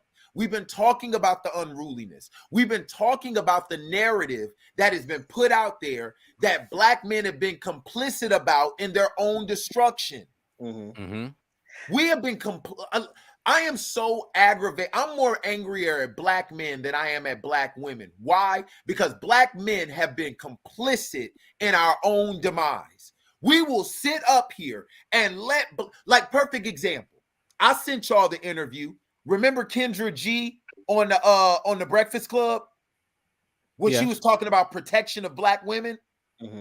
And she sat up there and literally said, black men need to stop making babies and then leaving us and going and starting other families. And then another thing y'all need to do is stop sleeping with us and giving us herpes. And she said this on a nationally syndicated radio show in front of 2 black men who said nothing to correct her. Now, could you imagine if the roles were reversed and a black man sat there in front of 2 black women and said, black women, stop running y'all goddamn mouths. Stop being so unruly and stop sleeping with men and lying to them about it being their baby when you know damn well it ain't. They'd have shut that nigga down. I feel like two things isn't that two things can be true. Isn't that phrase banned on NEMPATHY? What? I feel like yes. Okay, so I don't feel like. The truth is 2 things can be true. That woman could be right. Now, to Doug's point, what they should have said was, at some point, women, y'all need to take responsibility and say, hey, we're not having unprotected sex. But also, as a man, if you want to be the head and you want to be the leader, nigga, she's following you. So you can't be mad that she is acting the way that she acted if you led her to destruction. Wait. Hold on. I agree with you, but let's take it a little further. At any moment in time, this is my thing when it comes to women. It's amazing to me how women are so smart that they can catch us in lies, but they can never. I'll put it to like this. Women always say men can't fool them, but they always end up with fools. Amen. Come on, somebody. Shout out to Jody Skywalker checking in. Lift your hands. Women always say men cannot fool. It reminds me of what this comedian said. This comedian got on stage and he said, and I can't remember his name, so if this ever gets played, this ain't my joke, this is his. He said, women's intuition is bullshit. It's not real. And of course, every woman in there went crazy. No. He said, okay, wait a minute. If women's intuition is real, how come it couldn't tell you I wasn't shit in the beginning? So that means either A, women's intuition ain't real, or B, you're ignoring it. And or it could have been about to say ignorant. And what Kevin Samuels was doing, which to me was very much needed for black men, especially, because let's be for real, y'all. We have been drugged, and I'm not saying that. Let me go ahead and throw this preface out here. I am not saying that there aren't black men out here who fit this mold. But on average, black men have been getting drugged for the better part of a half century. We get drugged by society. We get drugged by the government. We get drugged by our legal system. And now it's to the point where our own women are dragging us. And it got to a point where it was like, finally, somebody needed to come out and say, hold on, sisters. All of these men are not as bad as y'all are making them out to be. 51% are single and childless. Over 60% are in the middle class. How can you not find a good man unless you are purposely choosing dumb niggas? Just because you're single with no kids in the middle class don't mean you're not dumb. There you do, Brian, believe it or not, hold on, wait. I gotta call you out on this, bro. No, Go ahead. If I can sit up here and admit that I'm wrong, bro, you're doing it. Psychologically, you're doing it. You're doing what it is that a lot of women do when you shine a mirror on them. They have a way to turn it around and make it seem like it's your fault. I act the way that I act because y'all act the way that you act. And my thing is this, going back to the Bible, a spring cannot have both hot and cold water. You cannot make a pitcher of Kool-Aid and pour it out and it becomes tea. This shit was already in you. Don't sit up here and blame me because you are who you are. I'm not saying none of that is a lie. What I'm saying is your statistics that you just named dealt nothing with intelligence. Right, niggas act like because they got money or because they got status, because they got something, they're a good man. Just because you good at work don't mean you good at home. And that's for men That's and not women. That's for men that's and not women. the criteria of a high value man. But the funny All thing people about hear it is, about is why the does money. that distinction have to be made for men? But you got a plethora, a cornucopia of women out here who believe because I got big titties, a fat ass, and I make my own money, I'm a good woman, and you should believe me on that. I No, wasn't I'm advocating not for that talking side about either. you, Brian. Mhm, I am yeah. saying society as a whole believes because she's beautiful, because she's taking care of her kids, which is what she's supposed to do, and she's paying her bills, that she's a good woman. But when it comes to a man, they do exactly what it is you just did. Well, just because you're single and childless and in the middle class doesn't mean you a good man. Don't mean like what? So what does it mean then? That you single and childless and in the middle class. Yeah, for sure. Like that's what that means. But it can't. I mean, but it can't because you're to talking being a good man. now. You're talking now. You're talking about you're saying that the status determines the character. No, I'm not. There we go. That's what the phrase I was looking for. I'm saying Status and your social status and your accolades don't determine the character of the person. So you could be middle class, have a good job, and still be raggedy. You know what I mean? Like my pushback on that would be, then how come society values those very things when a woman says them? Because don't nobody sit up there and look at a woman and say, just because you are single without a child, you could just be a hoe, or you could just have a stash of Plan Bs in your medicine cabinet. Don't nobody say that. People say, do you read the comment section? People say that all the time. Oh, they do. Yes, they do. Comment section be going crazy. People, everything right, we say, nobody says somebody is saying. Let me just put a bow. Yeah, put a bow on that real quick. I believe Kevin Samuels filled a need for black men that has sorely been lacking because our narrative has been so hijacked for the past 50 years. Everything that's wrong in society is our fault. Drugs, our fault. Violence, our fault. Overpopulated prison system, our fault. Crime, infidelity, kids, fatherless children, it's all our fault. And it's like, God damn, are we good for anything? Well, I don't think that. I think that when you take that narrative and you say that black men are responsible for all those things, you know, I think that some of that is systematic. But I think that in this keeping it about what he was doing and what he was saying, I think that he was in a space that he gave a certain group of black men a voice. He's not the representative for the whole. He's the representative for a group of black men who think like him, who most likely had bad experiences with women or bad situations, all these things that accumulated over the years that gave him a platform to be able to say something. But I don't think he speaks for the whole. But just as y'all been talking, I've been kind of reading through some of the stuff that he's been saying and looking at some of the videos and stuff like that. I mean, he has a voice and he was saying some things. He was saying some very harsh things. I think that society is sensitive. You know what I mean? Extremely I think that sensitive. Yeah, we are hypersensitive actually to some of the stuff, but you can't really. And he was unapologetic about the stuff that he was saying, and so that could come off offensive and harsh in some circles and some sectors. But you know, to say that he was the voice for all black men, I can't agree with that. I'm not gonna say he doesn't need to be. I'm not gonna say all, Maurice, but what I will say is this: as an individual who comes from a single mother household and grew up around other single mothered children, especially boys, these narratives have been perpetuated for a very, very long time. And my issue is,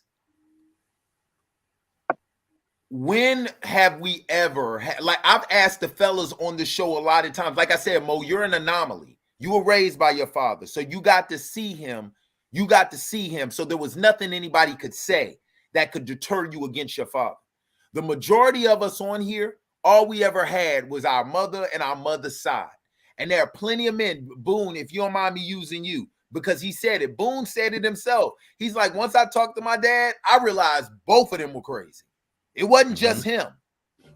And to me, that's powerful, because what it does is it allows a child to say, hold on, Ma, I love you, but you ain't as perfect as you try to make yourself seem. And the truth is, a lot of women will not be honest about what role they played in the demise of their relationship.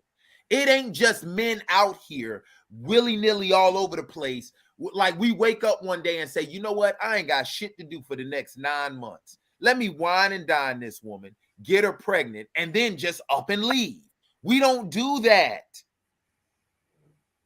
And my thing is, even if there is about 10 to 20 or 30% of us, that is the minute. Why do we focus on the 30% instead of the other like 70%? Percentage-wise, that's not a lot of people, but numerically, like, you count the heads, that is a lot of people. Man, come on, Brian. I mean, but that is millions of people, Doug. That's not a little bit of people. So fuck the other 70% that want to be there and are there. Let's just focus on the 30. I'm 30. Okay, so it's about I'm asking a question. Fuck the other 70%. Let's just focus on the 30. No. But the 30 what are we talking about? You keep trying to make it seem like the 30 doesn't matter, or the 30 is not a big deal. It's a big deal. In comparison to nothing is 100%, bro. Right. Nothing. Jesus walked with a devil. Nothing is 100%. But we're not going to sit up here and say, fuck the other 11 just to focus on how fucked up Judas was and act like because Judas was fucked up, the other 12 were fucked up too. No. But they were. Man, stop. Stop. No, they were not. Hold on. Yo, Jody Skywalker. What? That doesn't mean, I'm not saying they were perfect, but they weren't. Jody Skywalker. We're not gonna sit up here and disrespect the majority of the men out there who either A, want to be in their kids' lives, or B, are to focus on the 30% that ain't shit. No, I'm not. What I'm saying is, Doug, it's not a shooting percentage. A shooting percentage, 70% is great, but 30% of 100-something million is 30 million people. That's a lot of 70 million people not doing that shit. But what about how much chaos 30 million people can cause? 30 million people can wreak havoc. Wow, come on, man. That's bull. That's crazy. That's nuts. Oh, Jody Skywalker. What did Kevin Samuels mean to you? First of all, I just want to say, I appreciate you again, bringing me on the show as usual, sending me the link. I've been listening on and off. I've been listening for the last 20 minutes, and I was like, I gotta hop on because y'all ain't hearing my boy Doug out. I represent Doug. Doug is the good voice. So let me give you everything. Let me give you everything Doug just said and my city boy shit. Kevin Samuels represented me. You big Buick-built bad body bitches out here reaching for unattainable goals. That's what the fuck he meant for me. I was so sick of you fat overweight with 4 other niggas' kids asking for the Tyson Beckfords and the Treese Albas and the Jay-Z's. It's like, why the fuck do you think Jay-Z has Beyonce? Why the fuck do you think Diddy kept Cassie so long? Nigga, because he looks a certain way. Fuck all that extra shit. Kevin Samuels was a fucking image consultant. His job was to judge your big Buick-built ass off your fucking looks. And you built like an F-250, so you not gonna get a nigga that's built like a football player. That's not what the fuck he was here for, bro. He was here to tell you this is obtainable. You are not getting the 6 foot, 6-figure, 6-inch dick nigga that's built to the gods. No, you getting the nigga with a belly that work at the fucking plant, because that's the nigga that's gonna take your big ugly ass, bro. And why in the fuck was it so hard for you fat bitches to accept that? Okay? You ain't getting a nigga with 7 figures if you got a fupa, my nigga. That's not how the fuck life works. Why do you have? Listen, man. Why do No. You was hype earlier. You was hype earlier. No. Listen, No. That's your. He represents you, Doug. You don't represent. Hey, wait a minute now. Wait a minute. I don't drive Buicks. I don't know. Hey, Skywalker, I'm Luke. You Anakin right about now. You listen, goddamn, listen. It's the same bloodline, but all I'm saying, listen. All I'm saying is this. This is my whole thing. I'm not saying 100% because nothing is foolproof. I would never blanketly paint all women with one brush. I would never, damn, he make Doug seem like a principal. I would never blanketly blame or paint all women, especially all black women, with one brush. I love my sisters.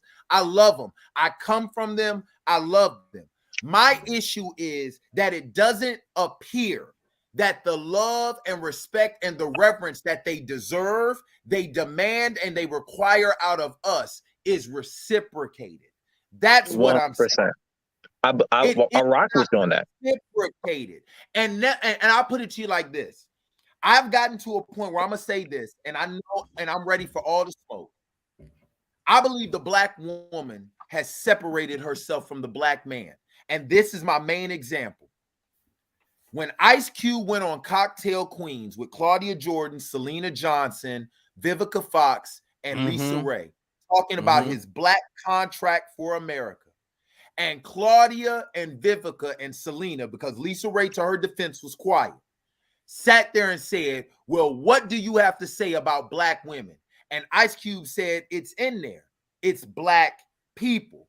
And they literally eviscerated him for not having a specific portion tailored to black women. And Ice Cube said, are you not black people? Are you not black people? And then when Ice Cube sat there and said, well, look, I am an open book. Why don't y'all come and tell me what should be specifically put in there for black women? Every last one of them said, no, that ain't my job. That's your job. Right. And it's like, whoa, wait a minute. Wait a minute. To that point. How can you sit up here and ridicule me for not putting something specifically in there for black women, even though you are black people? But then when I give you an opportunity to change it, now you don't want to have nothing to do with it. It's like, come on, y'all. It's a temper tantrum. It's a temper tantrum. It's. I'm just looking for something to fucking complain about, and that's exactly what it. I'm saying. But I was gonna say that goes. I was gonna say that goes back to one of my earliest arguments on this show.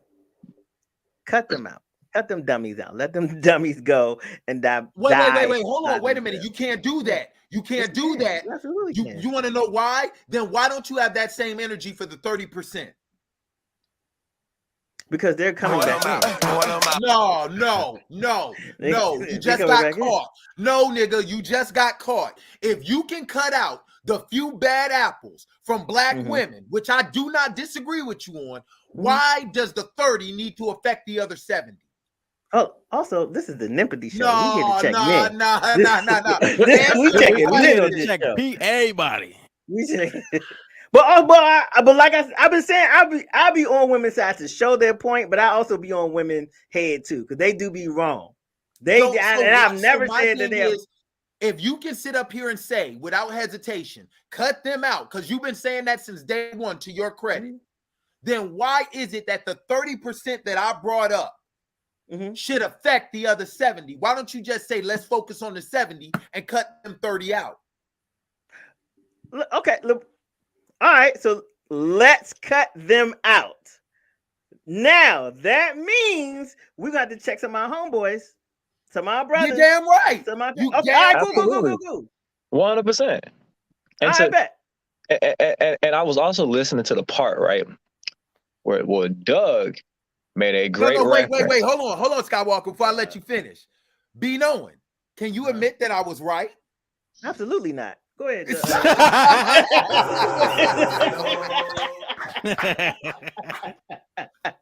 So now you was right, Doug. You're right. Thank you. I want to speak on the fact that, right, that another thing that K-Sam said, my boy K-Sam said, and what Doug was saying about 30 and 70%, is my boy Future said it. You know what I'm saying? If a woman like you enough, you ain't got to lie to her. She'll lie to herself about you. Yep. Ooh. That's why a lot of these females out here, right? You say women's intuition. I believe that's 100% bullshit. You know what I'm saying? I believe it's bullshit. Because how the fuck you got all this women intuition and you didn't see this nigga wasn't shit when you first met him? Because he pulled the wool over your eyes. Oh, You know stop what I mean? it. Like, We're not that Man. good, Mo. who ain't that good? Mo, Who ain't Mo. Hey,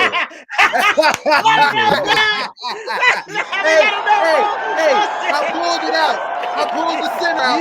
I want y'all to know I pulled the center out. I'm saying, I know what I was good at when I was doing that. So you can't fault them women because of the simple fact that I did what I did in order to get to the end goal. So if they read books, I read some of the books so I could have conversation. If they could, I did. You know what I mean? I played the game. You say I read the preface. Absolutely. I read the epilogue. Absolutely. I read the preface. So you can't fault the women for having women intuition because I manipulated the intuition and then I manipulated the intuition of her friends and the ones that validated me who said that I was good. That's because you're a manipulator. So I'm trying to figure out, right? How is it that you dating a dude with 3 kids, 3 different baby mamas, and he don't take care of them kids, and you fucking him raw? And when you get pregnant and you sitting around here like, oh, I knew I shouldn't have fucked you. You ain't shit. It's like there wasn't no war. This man showed you exactly who he was, and you just didn't listen. But that's not intuition. Listen, one baby mama, and he put the baby mama on speakerphone so she could hear the baby mama flipping out. Like, see, I'm trying to be civil.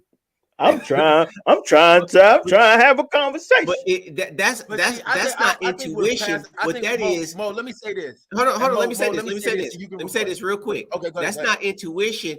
That is that's when you compromise your belief system to meet a need. That's what that. It's not intuition. The truth is there. I choose to believe a lie. That's not intuition. You know what I mean? Just like you Intuition is said, saying, I'm going to. I don't feel you from the beginning. Hold that thought. You choose to believe a lie, and just like these big F-250 bill bitches out here chose to believe that they deserve something that they didn't deserve. They had their minds made up. Nice looking trucks. You My gotta thing- take a but bad this my looking thing truck. when it comes A to bad Mo. looking truck. Like a Mo, RAV4 or this something. my thing. I agree, Mo. A Honda Pilot built bitch. Yeah, there you go. There are a lot of men out Suzuki there, Mo. Saki. There are a lot of men out there, Mo, who got some game. They got game. But the average man really and truly is not having game like that. Because usually what they do, the one thing I've realized about women, and I'm just going to say it, women tell you these things. They tell you if they single, they tell you why they single, they tell you what you can do, what can be done to get them, and finally they let you know if you the man that can do it to get them. Those are the 4 things all women tell men.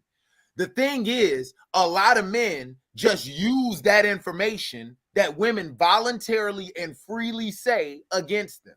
When it comes to Kevin Samuels was doing nothing but putting a mirror up in front of them and saying, look, if this is what you have to offer, what makes you think that another man who worked his butt off to get to this elevated place should come back down and give it to a woman who has already shown a proclivity to not exercise any type of discretion in her life at all?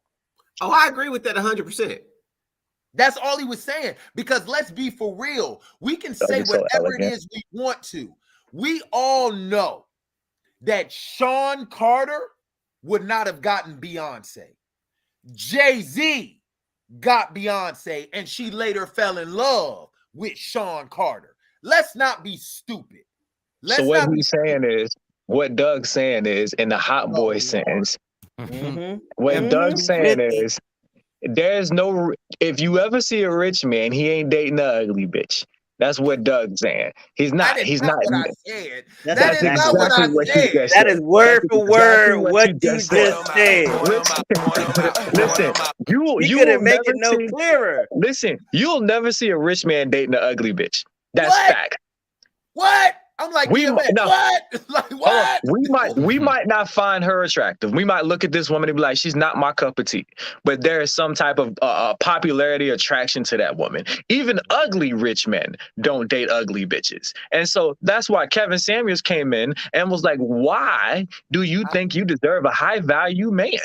She's like, why can't I have a high value man? I'm like, bro, you are shaped like a fucking Smurf, okay? And you have 4 kids.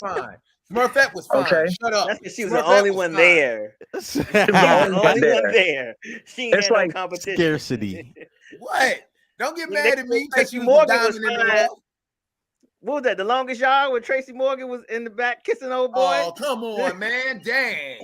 All I've said, listen, all I've said is Kevin Samuels he spoke up for the men. He said this shit that a lot of men have been wanting to say for years. And people were so mad because it's not like he just sat on a podcast and said, these women call this man's fucking show, jumped their ass on these fucking videos, and got their ass up there and got roasted. You literally have a bitch who titties look like an infinity sign sitting on his fucking video podcast asking him why you don't deserve a high value man. Bitch, because I can't tell if you're looking at Kevin or you're looking at the nigga next to you. Like, I don't understand. There is nothing physically attractive about you. Like, why does the front of your neck look like a pack of fucking hot dogs? Like, you look like you should have a waist trainer around your shoulders. You big back bitch. Viewers, the words that are spoken by the Jedi Knight Skywalker does not reflect the rest of the Star Wars Council. Just let that know right now. Exactly what Doug. Let me tell you some of the.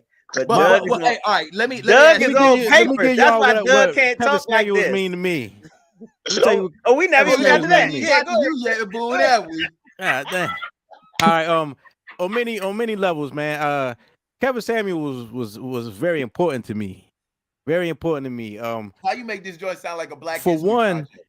he was kind of like that Uncle Phil character, or like he was just like a older cousin, you know, or uncle that would just keep it real with you. And I don't know what's going on with society today, but the way Kevin Samuels talk, that's kind of like the only communication that I can really respect. I don't like when people beat around the bush and pussyfoot. I can't stand it. And one thing that I understood from the people who do not like Kevin Samuels or people who speak like him is, I don't believe the average person has ever been coached and, you know, on a team or, you know, been under some pressure where your performance is under scrutiny publicly for everybody to see. Like, I don't know. I think that's the thing, right? So also on the media side, I've said this time and time again, Kevin Samuels was giving us a class in content creation, right? That if you just watch the arc from the 6-year career from where he started to where he ended, it was like, wow. Like, he used to we had the music on, he had the lights in the background, he had fucking spinning things on the desk and glass tables and shit. And the Red Bull, had the suit on. It was just professional, and it just gave us a whole different look for men, especially on YouTube, right? And it was very. I'm gonna miss this nigga. I'm telling you, right? But I got a couple of things that I learned from him about professionalism, how important the image is, like, and controlling the conversation. Like when people calling into your platform, right? And staying on topic, controlling the conversation. That shit is important, man. Supporting your argument, right? Kevin Samuels didn't just say a bunch of opinions. Yes. He would give you statistics and he would tell you where you got the shit from. You know what I'm saying? So, which is why I just don't understand where the most of the people who say they have a problem with what Kevin Samuels says have not consumed 15 hours of uninterrupted content from Kevin Samuels. Nope. Most of the people that don't like Kevin Samuels probably consume 15 buffets and ain't seen their toes in years.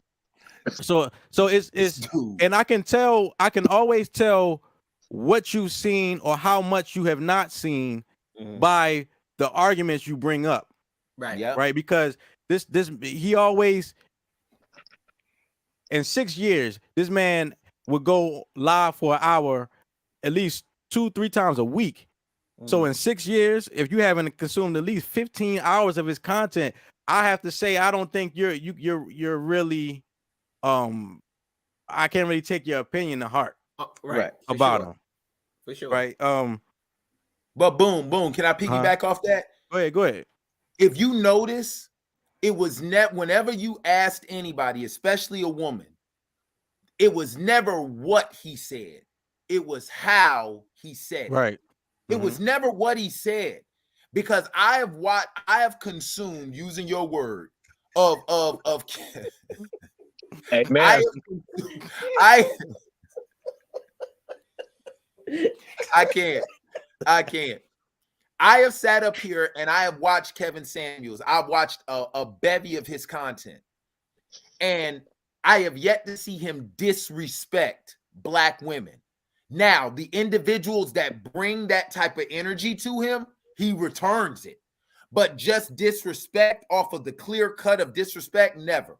I have heard when a white woman called in trying to go in on Black women, and Kevin Samuels said, "You will not do that on this show. You have to take that someplace else. You will not disrespect Black women on this show." I've seen him do that. I have also seen Kevin Samuels call Black men who are under the code. He's never called a Black woman a fat B. But I have heard this dude called a Black man a fat, lazy motherfucker. I've heard him say a fat fuck. Yes, I've heard him say it. So he goes in on Black men. And finally, the point that constantly gets overlooked is Kevin Samuels has said on several occasions, I want to see Black men with Black women. He said, but Black women, if you are not going to earn this man, you cannot get mad when he does marry outside the race. Not even compete. Not even compete. Now check this out, right? So the sound went out. Sound went out, boom.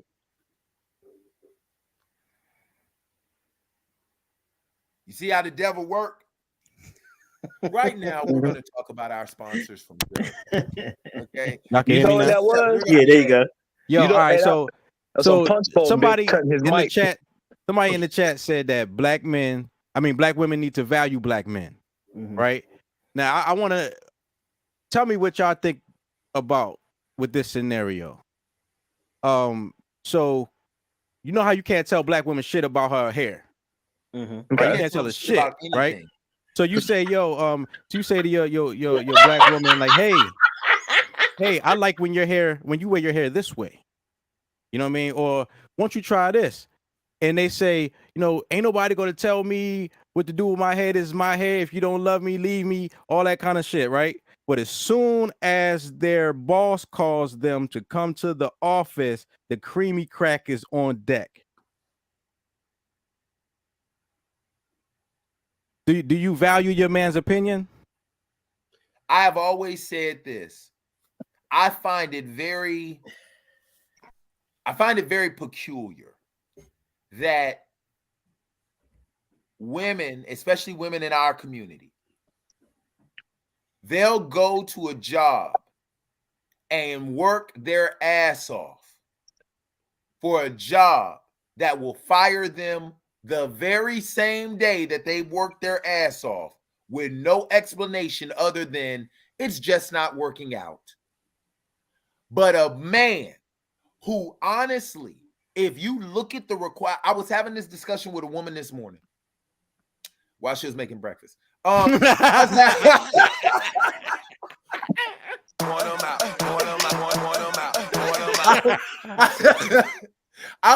Listen, I'm still a work in progress. He's still working on me. But I had this discussion with a woman this morning. I said, it's amazing to me, women do not understand the responsibility a man has in their life. And I remember Kevin Samuels said this to Brittany Renner. Women will go to a job and submit and listen to a dude who will fire you tomorrow and don't give a damn about your situation financially or economically. But a man who you require and who's honestly required by God, because if you read the scripture, and Pastor Ball, correct me if I'm wrong, men are required. The Bible says, husbands, love your wife as Christ loved the church and gave himself up for her. When you look at that, gave himself up, that means die for you. That's what it means. As your man, if somebody comes through that door and one person in that house is supposed to die, it's I. It is me.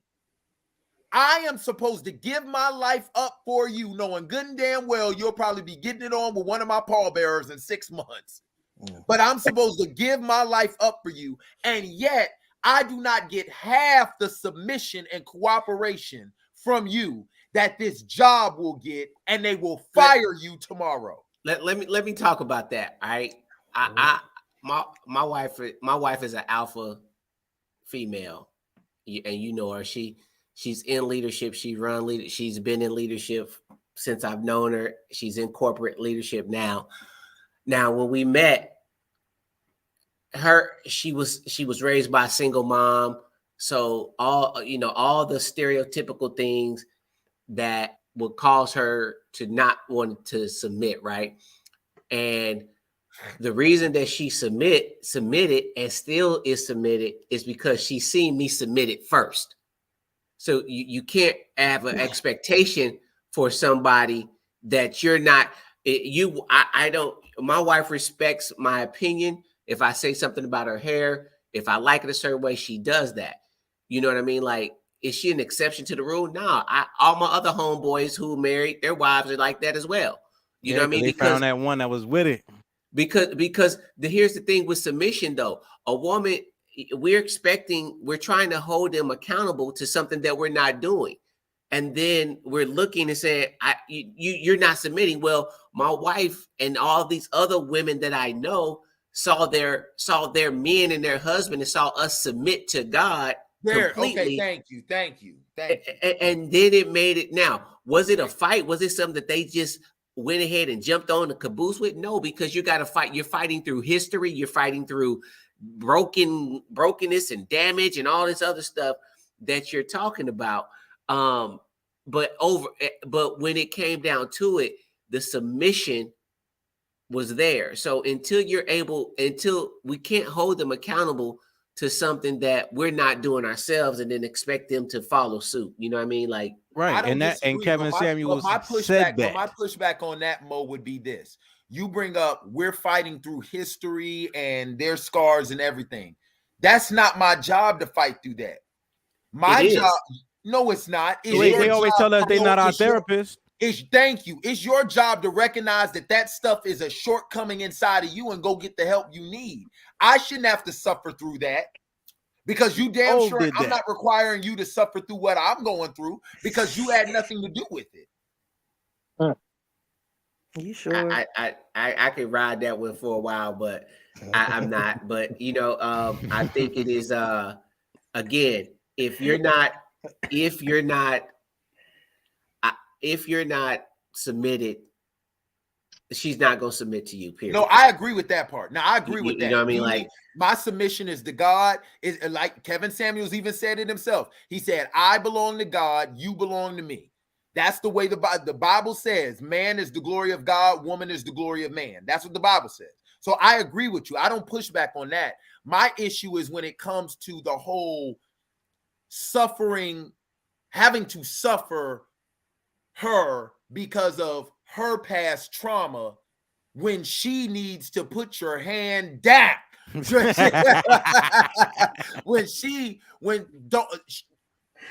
a responsibility that I believe she should have in getting her own help. Now, that doesn't mean that I'm not going to ride with you through it, but I should not be the focal point of your ire. And that's what I believe a lot of women are putting men through. I'm the focal point of your ire. Yes, men do cause women to suffer through what they go through, so hush. What? That because you picked the stupid. That because you picked the stupid one. Quit picking that nigga that ain't shit. No, he's right. That's a 30 minutes. That's a 30%. That's a 30%. We ain't gonna talk about millions of people. No, we ain't gonna talk about Billy D. Ball. We ain't gonna talk about Billy D. Ball down there. Right, okay, but didn't Kevin always give a statistic about how the majority of children are being born by the same group of men? Come on, man.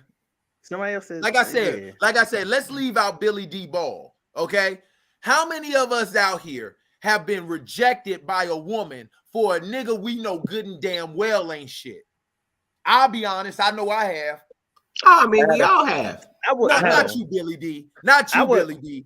No, okay, you sit up here reading books to plot on your woman. You read books. I have not been rejected by a woman for her to choose an ain't-ish dude. You have.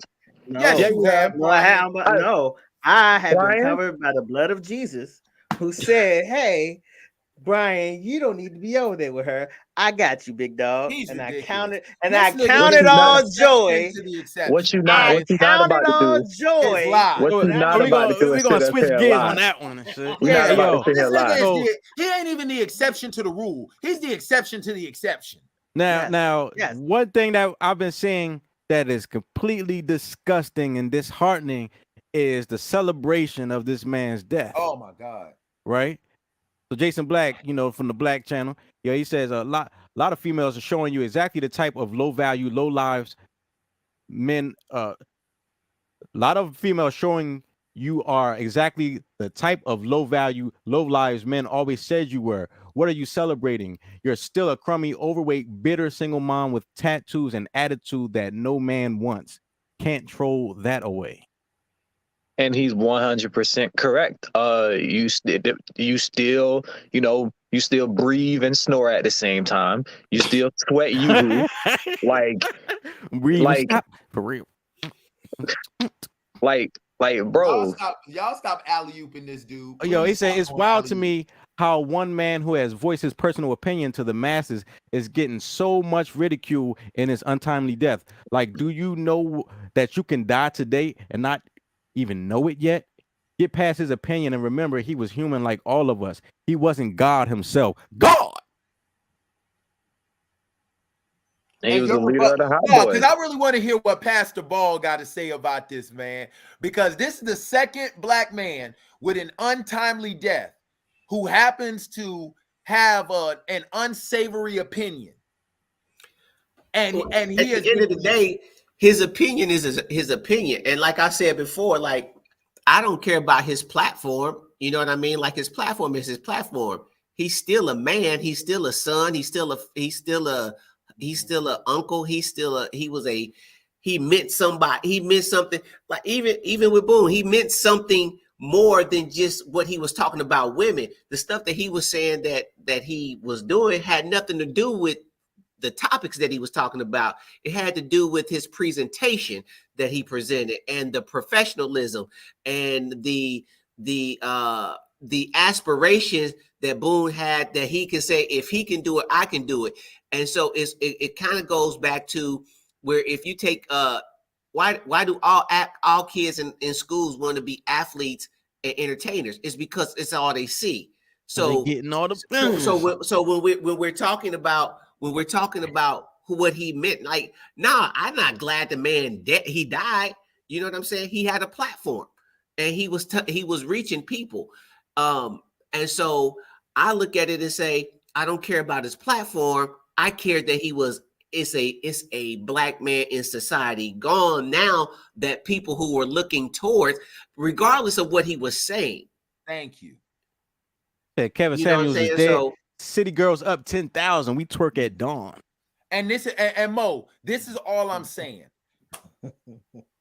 This is the second black man in probably as many weeks, or at least, or at the most as many months, that has had an untimely death that has been rejoiced by black women on social media. But who cares about what, you know what I mean? Like, but people you're in a no-win situation. I mean, we're all in a no-win situation. If I keep trying to jump through her, this is one of the things I think that I can appreciate about him. He didn't jump through hoops. You know what I mean? Like, I'm not jumping through hoops to please anybody on here, and I'm not jumping through hoops to please anybody outside of here.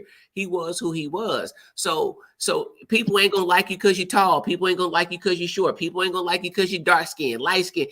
We ain't got time to be dealing with all that foolishness. And I personally don't have time to be held hostage to all these other circles that people are going to say whatever they're going to say. You're going to have people celebrating that he's dying. You're going to have people that is celebrating the death, not that he's dying, but like, you know, his accomplishments and celebrating his life.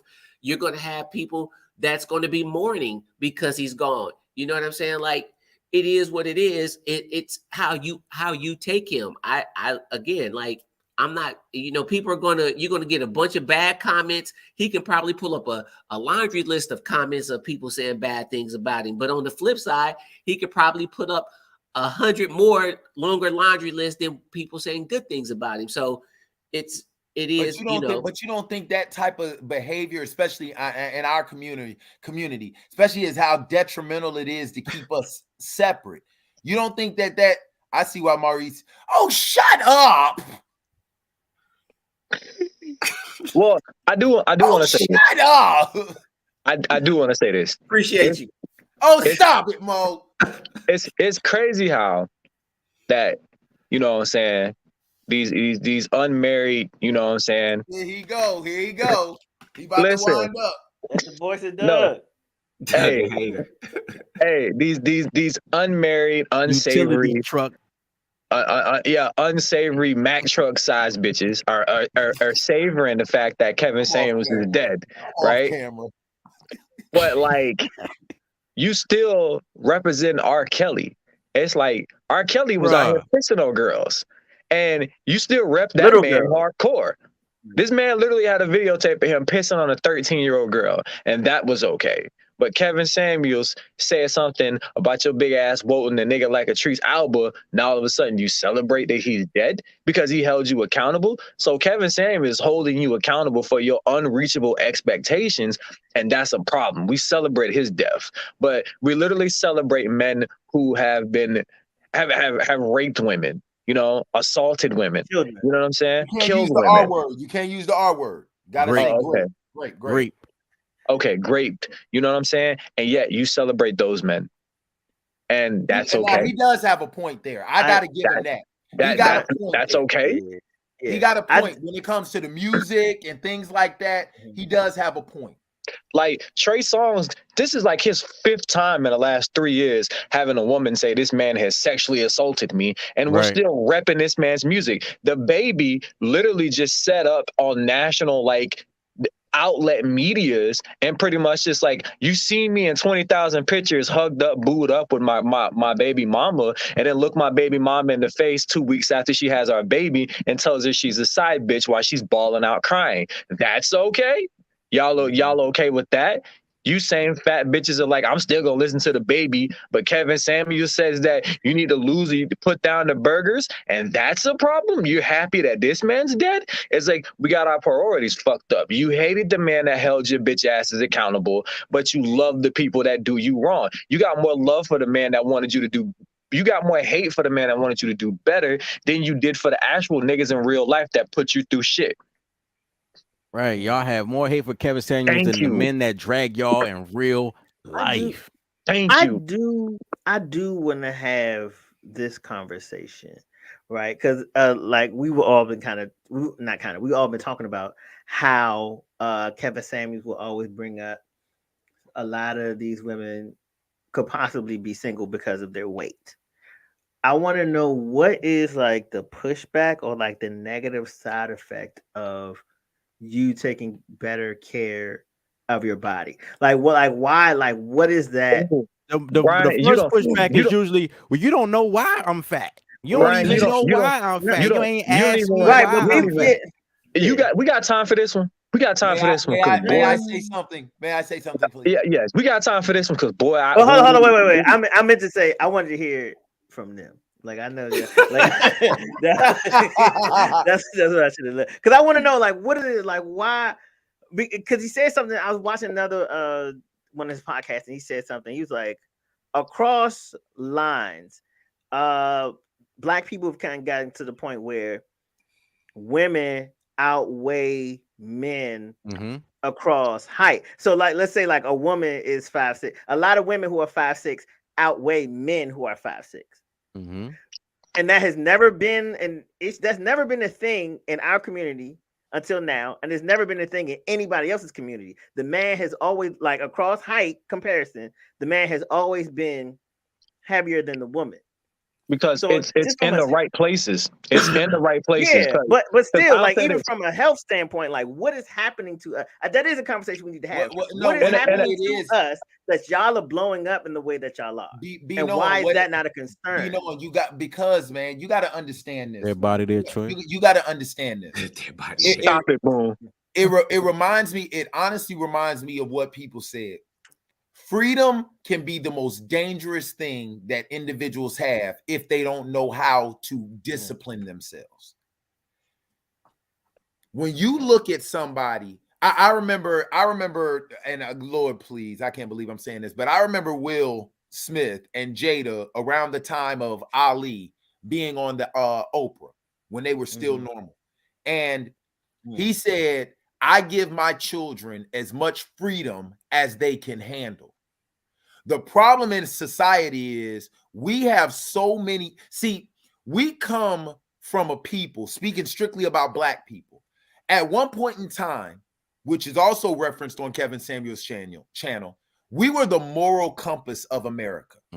We were the moral compass in the way our families were, because we were married at an 80% clip, which was more than white people. We were the moral compass athletically. We were the moral compass as far as it goes with skilled labor. We were the moral compass as far as it goes with community and how it took a village to raise one child. We were the moral compass when it came to spirit. We were the moral compass of America. And we had that moral compass due to the inability to have certain liberties and freedoms that we take full advantage of and fully for granted today.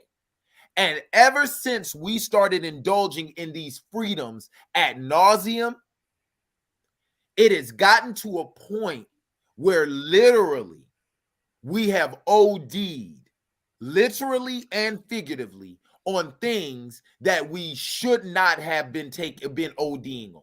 Like, it's a lack of accountability, man. One of the things that men are taught at a very early age is we're taught the word no, and we're taught accountability. I guarantee you, I have a son, Mo has a son. The first thing we teach our sons is accountability, especially as black men in America. Because this is the one thing that I get into arguments with black women all the time. And they be like, black men this, black men that. I said, let me ask you this question. Name one time in the history of this illustrious country that a black man ain't been held accountable for his actions. O.J. Simpson. No, he was. Nah, they got his ass accountable. It just got to his ass later. Stealing his own shit. Hey, got that nigga like 7 years for his own fucking trophy. So I ask every black woman that. Name one time in America that a black man has not been held accountable for his actions. Black men are held accountable for shit we don't do. But the truth we ain't got the law, Craig. But the truth is, ain't got to be all in the comment section capping. This ain't is my thing right here. What's on that? I'm about to go slide him. She got shit. You toxic? Let me holler at you for a second. And this is my thing right here. And this is Ain't nothing like toxic box. That's it. And this is my thing right here. There you go playing We again gotta with the be toxic honest. box. All We right. gotta be honest. We gotta be honest, especially in the black community. When have women been held accountable for their actions? Seriously, that's a question. That is an honest question. When have they been held accountable for their actions? Truly. But They haven't. But again, it's systematic. You know what I mean? You got, and we don't have enough time to go all the way back to Stone Ages. now you got to go back to slavery though. You know what I mean? Like, this is all systematic. Like it's all been ingrained into the system, and you know what I mean? Like, why do you think the 13th Amendment is here? Why do you think you have jails? Why do you think they have the prison? I mean, the school, the pipeline going. I mean, like all this stuff is systematic. You know what I'm saying? Like, it's been divide and conquer. They broke our families up. They divided us on. Who sold more at auctions? Men. I mean, you know what I mean? Like, you got to go back and look at all this stuff and look at a lot of the foundations. A lot of our foundations that we build things on are built on broken systems and broken foundations. And it's just now we're just the product of years and years of stuff stacked up. And now we're here. Okay, let me ask you a question, Mo. Let me ask you a question. Like when we're talking about accountability, we're talking about being responsible. I tell my son, anything pops off because he goes to a predominantly white school. Anything pops off and you with your friends, I need you to sit down and keep your hands out your pocket. Period. Because I need you to come home, and I don't need them to assume that it was you. Facts. You see what I'm saying? Accountability. But what is that from though? The system that goes and said that it's okay to kill black men, which it didn't start with. It didn't start with what just happened over the last couple of years. You know what I'm saying? So it's those kind of things. But at the same time, you know, I think that when you live in this space and this pressure of saying that we're always going to be accountable. Yeah, we're always going to be accountable. I'm accountable to something all the time. But may I ask you a question though? May I ask you a question? What's up? You're all right. You were an admitted player, yes or no? Yeah. He just crushed a lot. Wait, hold on. And did that too, for sure. Okay, wait, because you're gonna go into my point. Okay. You were admittedly promiscuous, yes or no? Yes. All right. You made a change because you knew that this was not the life, it was not working, and you desired something greater. Yes or no? Yeah. Accountability. That's the reason why I push back so hard on the systematic argument. I got tired of being the way that I was because I was doing. Wait, thank you. The systematic hold on. Because I get tired of the systematic argument, not because it doesn't exist, but because it is starting to be used as a crutch for us as black people to stay where we are. And if Mo can sit up here and tell me that I desire, listen, my man Terrence Howard said it best. Nothing better than pussy than some new pussy. And the fact that Maurice sat up here and said, yes, I was an admitted player. Yes, I was an admitted hoe, but I changed because I didn't like where my life was going and I wanted something different. Proves that the system is only as powerful as we give it. So I don't want to hear nothing about no system when you got men out there like Mo who decides to say, I don't want to live this life anymore because I see how destructive it is, not just for me, but for the women who I also took accountability to and called each and every one of them, and that must have been a hell of a phone bill, called each and every one of them to apologize for my actions. Man, how you still had these numbers? You know, the funny thing about that, like literally, it was a God thing. Like, thank you. It was. Accountability. I mean, yes. She said Doug got spit all over his screen. But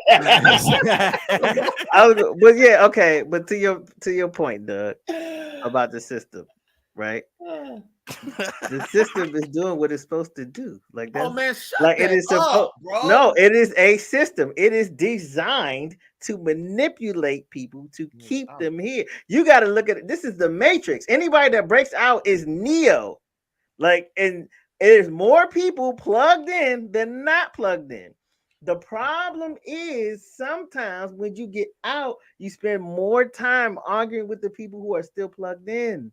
They're not going to come out. Some people are not going to come out until they see out. See you do out with somebody else.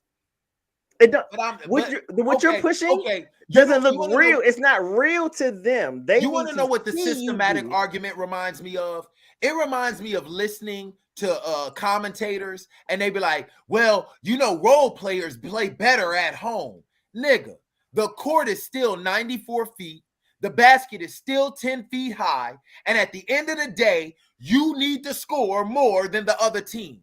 Don't give me this bullshit that I play better at home than I do away. The Boston Garden had dead spots in the floor and all types of shit. Nigga, Mo, you're a basketball player. You ball. If you're a baller, you ball. It doesn't matter where you are. If you're a baller, you ball. Don't give me this shit about systems when you can look and see that this system has been messing our community up for decades, and you want to lament it, but then you want to sit up here and contribute to it? Shut up. Shut up. Yes. Shut up. We're arguing people stuck in the system. That's what I'm saying. I'm telling you, boy. Doug, once you get your blood pressure gonna come down, bro. Your voice ain't gonna be scratchy in the morning. You ain't gonna be spitting all over the screen. Doug got a I'm sorry, man. Trust me, baby. I got you. Doug, I got your back, bro. I got your back. I ain't gonna let them talk to you like that. Do you believe in me, baby? I believe in you, but some people just not. Doug, like you said, the 30, like ignore the 30%. Ignore, like some people just won't get, and it sucks because you want to save everybody. That's what it is. We want. You're right. We know it's right. Because Kevin always say that though. One of the worst things in the world is to see our people suffer. It's like, especially if check this out. How does somebody get off the path though? You know what I mean? Like. If we're all still on the path and nobody breaks out, then how do you get somebody off the path? Like, but then if you decide to break out the path, now you become a lifeline, and I can throw a rope to you, and you can still be on the path, and you could choose to grab the rope and come off the path, or you could choose to stay on that particular path. But you can't tie the rope around the person and yank them off the path. And they still fight. They're still going to fight with you, not until that person's ready. So my question, it might pull you back on that path, Doug, is my question is, what are you doing to be the example of not being on the path? Why you only ask Doug? Why you ask the rest? I mean, I can ask all you. Like, what is the collectively? What is the group doing that is saying I'm no longer on the path, that makes somebody says, okay, I see what you're doing, and I think that path that you're on is better than my current path? Boone, you are a leader. I got over my fears. I went ahead and popped the question, copped the ring. And I'm proud of you. You know what I mean? Word up. On a path to making somebody honest, and I'm dealing with somebody else's children. Camera off of that one. But Boone used a good word. I got over my fear.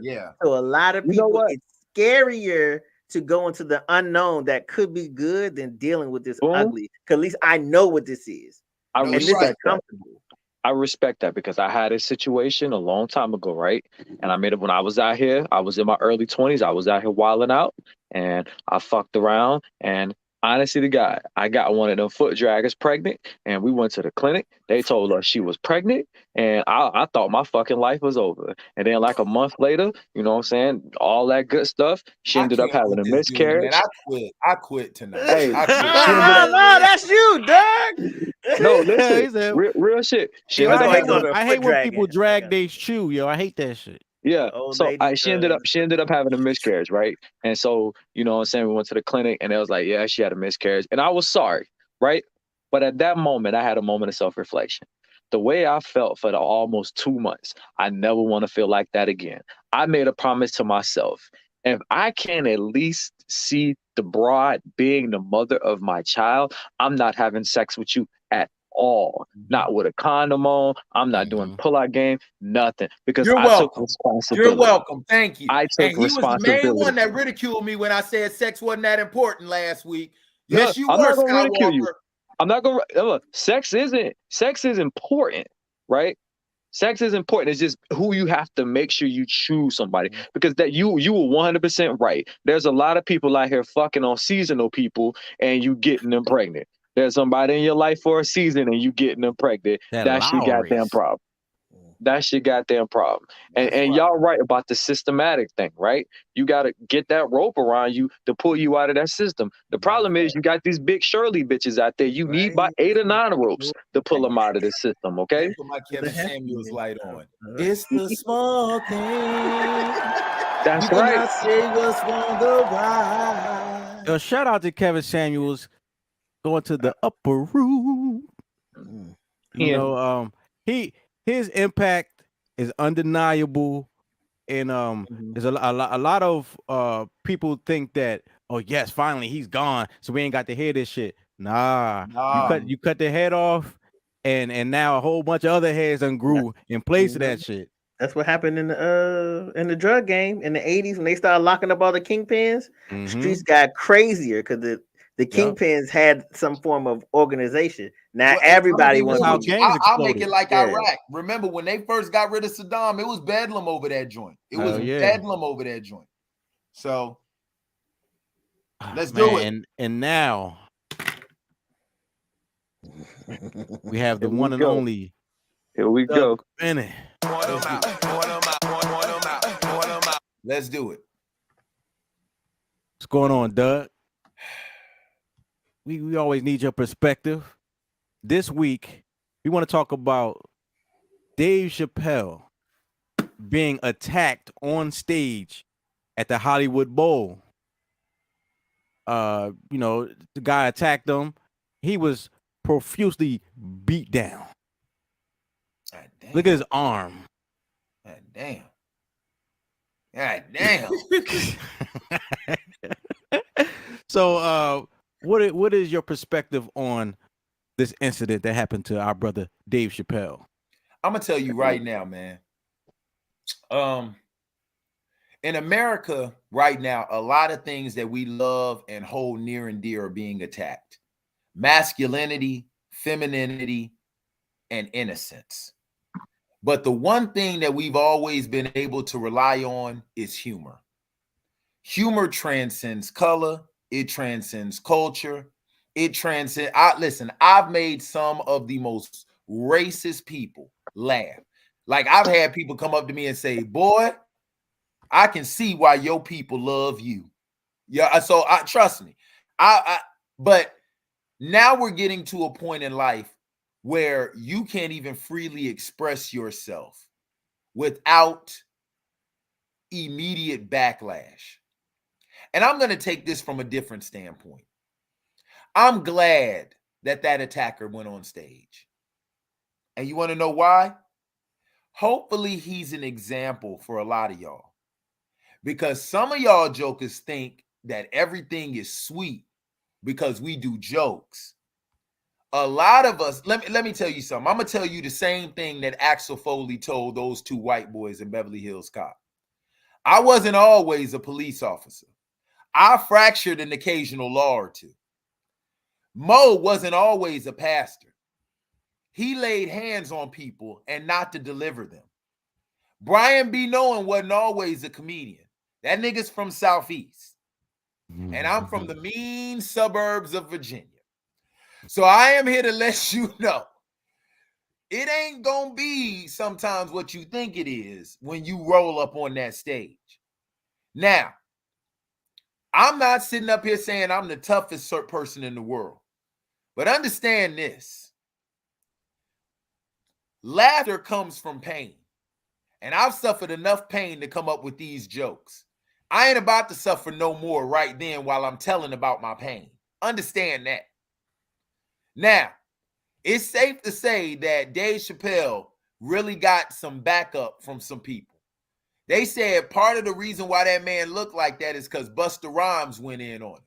Busta Rhymes. And I think the reason why his arm is the way that it is because Busta said, nigga, put your hands where my eyes can see.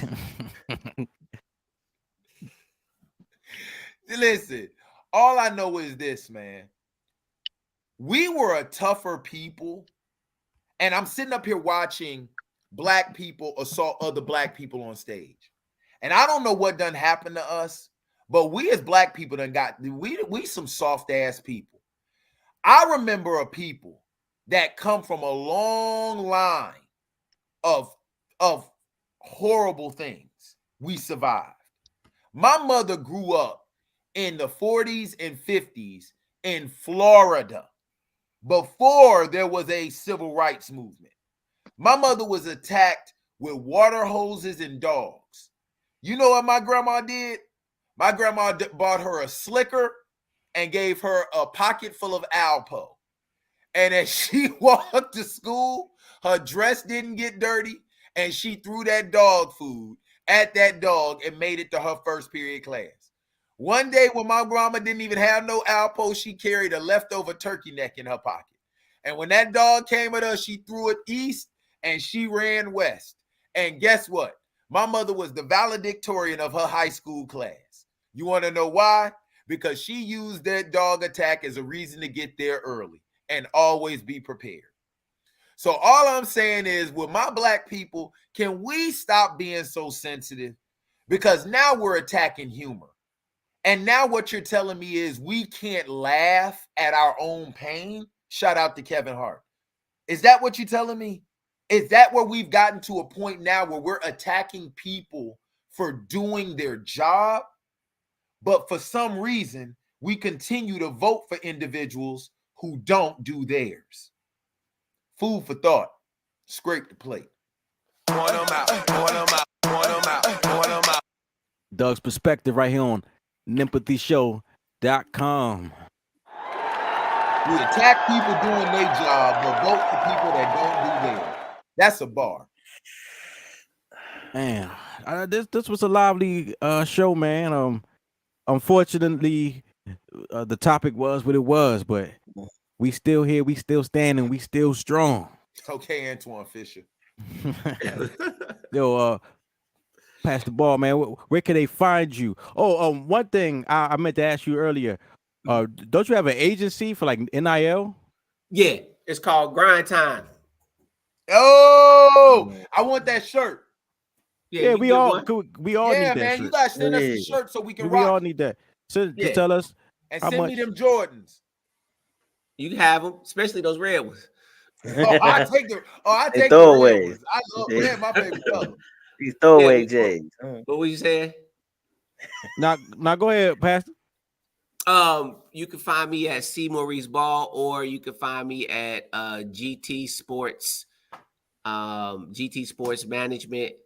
And I do have a NIL. I work with student athletes to help get NIL deals, but I also pastor a church, so you can catch me at Relevant Church. So on Facebook and YouTube and on IG. Yes. Mr. Skywalker. What's up, my boy? Where can they find you? Man, you can find me on Instagram and Facebook, Jody Skywalker. But we on the off season right now, so you can most likely catch me here Sunday nights, 10 o'clock. I am that little. I'm the little devil on Doug's shoulder. You know what I'm saying? He put it to you politically correctly. I'm gonna put. out. I'm the little devil on Doug's shoulder. I'm telling you what it is. He remember the Key and Peele skit, the black translation for Obama. Luther, the angry translator. Hey, wrong. Hey, wrong. You don't messed up, hey, right? I know. I go by the name of City Boy. Wow. Yeah, blast from the past. Wow. Follow me at Brian B. Knowing on all social media platforms. I think somebody do got that City Boy B name, but it ain't. Oh, yo, remember the other City Boy? At Brian B. Knowing. All right. Yo, man, you can catch me in a cherry red 150. Like kids, like in the stizzy. Hey. To do a 50 down a rum Rizzy tongue. Like, hey, yo, you can check me out, man, on Instagram at @TheDougBennett_01. Also on ripradio.com, conversations with comedians every Monday from 6 p.m. to 7 p.m., man. Got a lot of things down the pike. So check me out on that joint. Yeah. Sonic Boom. Follow me at SONICBOONETV. Follow us at NEMPATHY Show. Make sure you go ahead and hit that like button on your way out of here. Subscribe button. Share. Tell a friend to tell a friend to tell a friend to tell a friend. Yo, rest in peace, Kevin Samuels. Make sure you check us out on Spinwax Radio Saturdays 6:30 p.m. on your iPhone or your Google Play. We out of here, man. Peace.